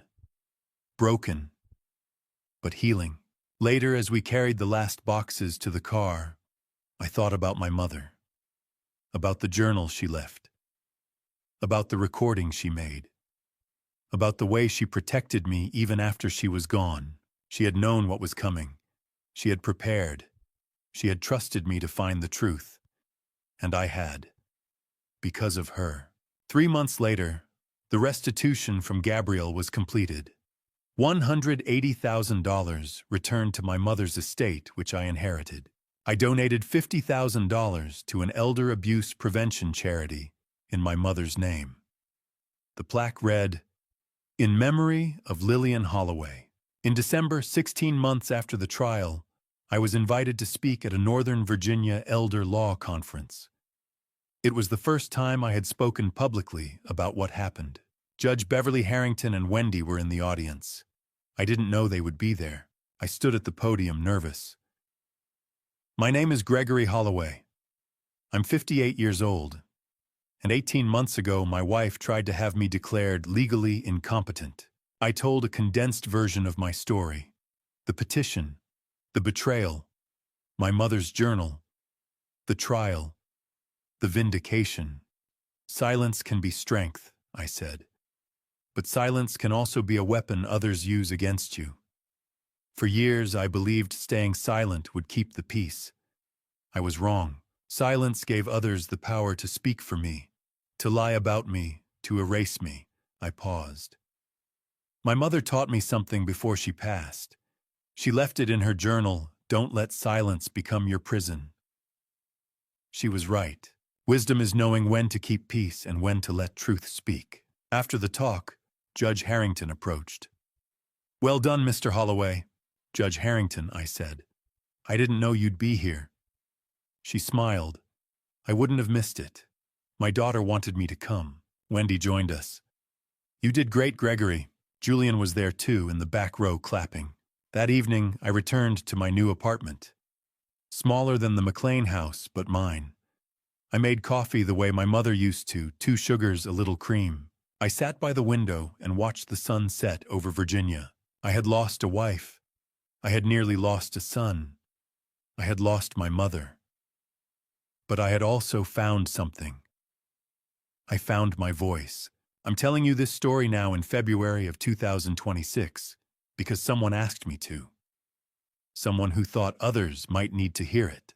If you're listening to this, and you've ever been pushed aside, underestimated, or quietly erased by people who thought you wouldn't fight back, know this: your silence is not weakness, but it doesn't have to be your only weapon. Sometimes the strongest thing you can do is let the truth be heard. My son and I had dinner last week. We didn't talk about the past. We talked about his new job, his plans, his future. He's 26 now. He calls me every Sunday. That's enough. Judge Harrington retired last month. Wendy Harrington still practices elder law. She saves people every day. And me, I'm 59 years old. I drink coffee the way my mother did. I work. I speak when I need to. I stay silent when I choose. The difference is now it's my choice. I choose when to hold my peace and when to let my truth ring out. That's not just healing. That's freedom. Thank you for walking this journey with me. Before we close this chapter together, I want to leave you with something that might help if you ever find yourself where I was voiceless, unseen, fighting battles no one else could see. Looking back on my family story, I see the mistakes I made clearly now. I stayed silent when I should have spoken. I trusted when I should have questioned. I believed peace was worth any price. Don't be like me. Don't wait until your life is on fire to find your voice. Silence isn't always wisdom. Sometimes it's just fear wearing a disguise. This family story taught me that love can be weaponized, that the people closest to you can become strangers, that dad revenge isn't always about fighting back. Sometimes it's about outlasting the storm and refusing to let bitterness define you. My dad revenge was choosing forgiveness over fury. It was rebuilding when they expected me to crumble. It was speaking my testimony when they thought I'd stay silent forever. I'm not a religious man, but I believe God puts people in our paths for a reason. Sometimes it's to test us. Sometimes it's to save us. Wendy Harrington was both. 20 years after I pulled her from that fire, she pulled me from mine. That wasn't coincidence. That was grace. If you're in a situation like mine, if someone is trying to erase you, silence you, discredit you, document everything, find people who will listen, Don't assume the system will protect you. It won't unless you fight for it. And don't carry the weight alone. I almost did. It nearly destroyed me. My final thought. Your family story might not have a courtroom. Your dadrevenge might not have a judge. But it will have moments where you choose stay silent or speak up. Both have consequences. Choose the one you can live with. If this story resonated with you, I'd be grateful if you'd leave a comment sharing your thoughts. Have you ever felt silenced or underestimated? Subscribe to this channel for more stories that matter and share this with someone who might need to hear it. Your support means everything. Thank you for staying with me until the end. I know it wasn't easy. Before you go, a final note. The stories you'll hear on this channel may contain creative elements crafted for educational and reflective purposes. If that's not for you, feel free to explore other content that suits you better. No judgment, just honesty. Thank you again. And remember, your voice matters. Use it wisely.